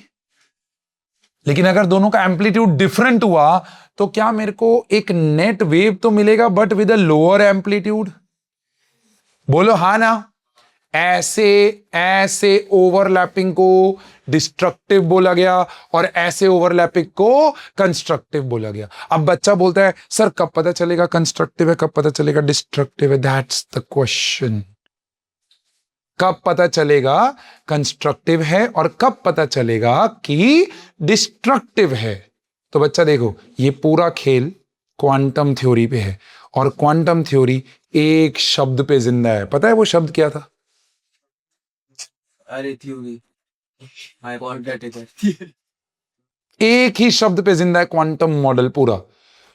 Exactly probability. क्या था? प्रोबेबल। अब वो ये बोल रहा है देखो दो एटम्स पास आए, अगर उनका क्रेस्ट और क्रेस्ट मिल गया, ट्रफ और ट्रफ मिल गया, तो भैया वो कंस्ट्रक्टिव इंटरफेरेंस कर जाएंगे और बॉन्ड बन जाएगा, ओवरलैपिंग हो जाएगा। Are you with me? लेकिन अगर वो दोनों पास आए और पास आने पे एक का क्रेस्ट दूसरे का ट्रफ मिला तो उनके बीच में बॉन्ड नहीं बनेगा, बिकॉज इंटरफेरेंस कैसा हो रहा होगा? डिस्ट्रक्टिव। तो इसमें वो एटम की वेवलेंथ भी अफेक्ट, वापस इसमें वो इलेक्ट्रॉन की वेवलेंथ भी अफेक्ट होती है। वेवलेंथ क्यों इफेक्ट होगी? मतलब उसमें एम्पलीट्यूड कम हो गया तो वेवलेंथ भी छोटी है। नहीं, वो तो यही रहेगा। वेवलेंथ तो विल नॉट चेंज। हाँ, वेवलेंथ और फ्रीक्वेंसी में कोई चेंज नहीं, एम्पलीट्यूड में चेंज आएगा बस। वो उतने ही वेवलेंथ का बनाएगा। Are you with me? बच्चा क्या आप मेरे साथ हो यहां तक? तो यहां पर हमारे वीबीटी भैया जो हिटलर और लंदन है, उन्होंने बोला देखो ये कॉन्सेप्ट ऑफ ओवरलैपिंग जो होता है ना, वो मेरे प्यारे दोस्त डायरेक्शनल होता है। क्या होता है वो? डायरेक्शनल मतलब क्रेस्ट से मिलना चाहिए, ट्रफ से मिलना चाहिए, तो वो कंस्ट्रक्टिव इंटरफेरेंस होगा। एंड उसका एग्जांपल देखो, पॉजिटिव ओवरलैप। वो बोला देखो प्लस से मिला, ओए प्लस मतलब ये चार्ज नहीं है किशोर, प्लस ये तो रिपेल होना चाहिए था। नहीं, ये चार्ज नहीं है। Plus means crest and minus means trough. तो प्लस से मिला या फिर माइनस से मिला, दोनों केस में पॉजिटिव ओवरलैप। प्लस से मिला, अब जरूरी नहीं है कि दोनों ऑर्बिटल पी ऑर्बिटल ही आ रहे हो लेके। मानो ये लोग बोल रहे हैं कि दो H मिलने आए आपस में, कौन मिलने आए? दो H। यहां पर दो H मिलने आए, तो क्या इसका S और इसका भी S होगा? अब इसका प्लस और इसका प्लस अगर मिला तो इन दोनों के बीच में ओवरलैपिंग होगा। सिमिलरली HCl बनाना है मुझे, ध्यान से सुनना, ओवरलैपिंग को समझो। HCl बनाना है तो क्या H का S ऑर्बिटल होता है, वैलेंस, और क्या P का और क्या Cl का p ऑर्बिटल होता है, 3p5 होता है ना। तो इसका अनपेड इलेक्ट्रॉन कहां पड़ा हुआ है? p में पड़ा है, तो यहां पर s और p में ओवरलैपिंग होगा। अब अगर s प्लस लेके आ रहा है और क्लोरीन माइनस लेके आया है तो इन दोनों के बीच में बॉन्ड। लेकिन अगर दोनों प्लस लेके आ गए जैसे यहां हो रहा है, तो वो केस ऑफ क्या हो जाएगा? पॉजिटिव ओवरलैप हो जाएगा। वो केस ऑफ क्या हो जाएगा? Positive overlap. Is that okay? जैसे ये देखो प्लस प्लस माइनस माइनस, अब ये और ये में क्या फर्क है, we will talk about it, don't worry. But do you see the positive overlaps? पक्का? श्योर? डन? बहुत इंपॉर्टेंट आपको ये चीज समझनी है कि दोनों px आ रहे हैं, देखो दोनों py आ रहे हैं। अगर एक साइड पे px आया और दूसरी साइड पे py आया, तो आप सोचो एक ऐसे आ रहा है, दूसरा ऐसे आएगा, तो दोनों के न्यूक्लियस आपस में टकरा जाएंगे ना, और न्यूक्लियस में तो फोर्स ऑफ रिपल्शन आ जाएगा, तो वहां बॉन्ड नहीं बनेगा। तो एक्सिस सेम होने चाहिए। एक्सिस क्या होने चाहिए? सेम। देखो जैसे यहां pz, ये px, ये py। डन?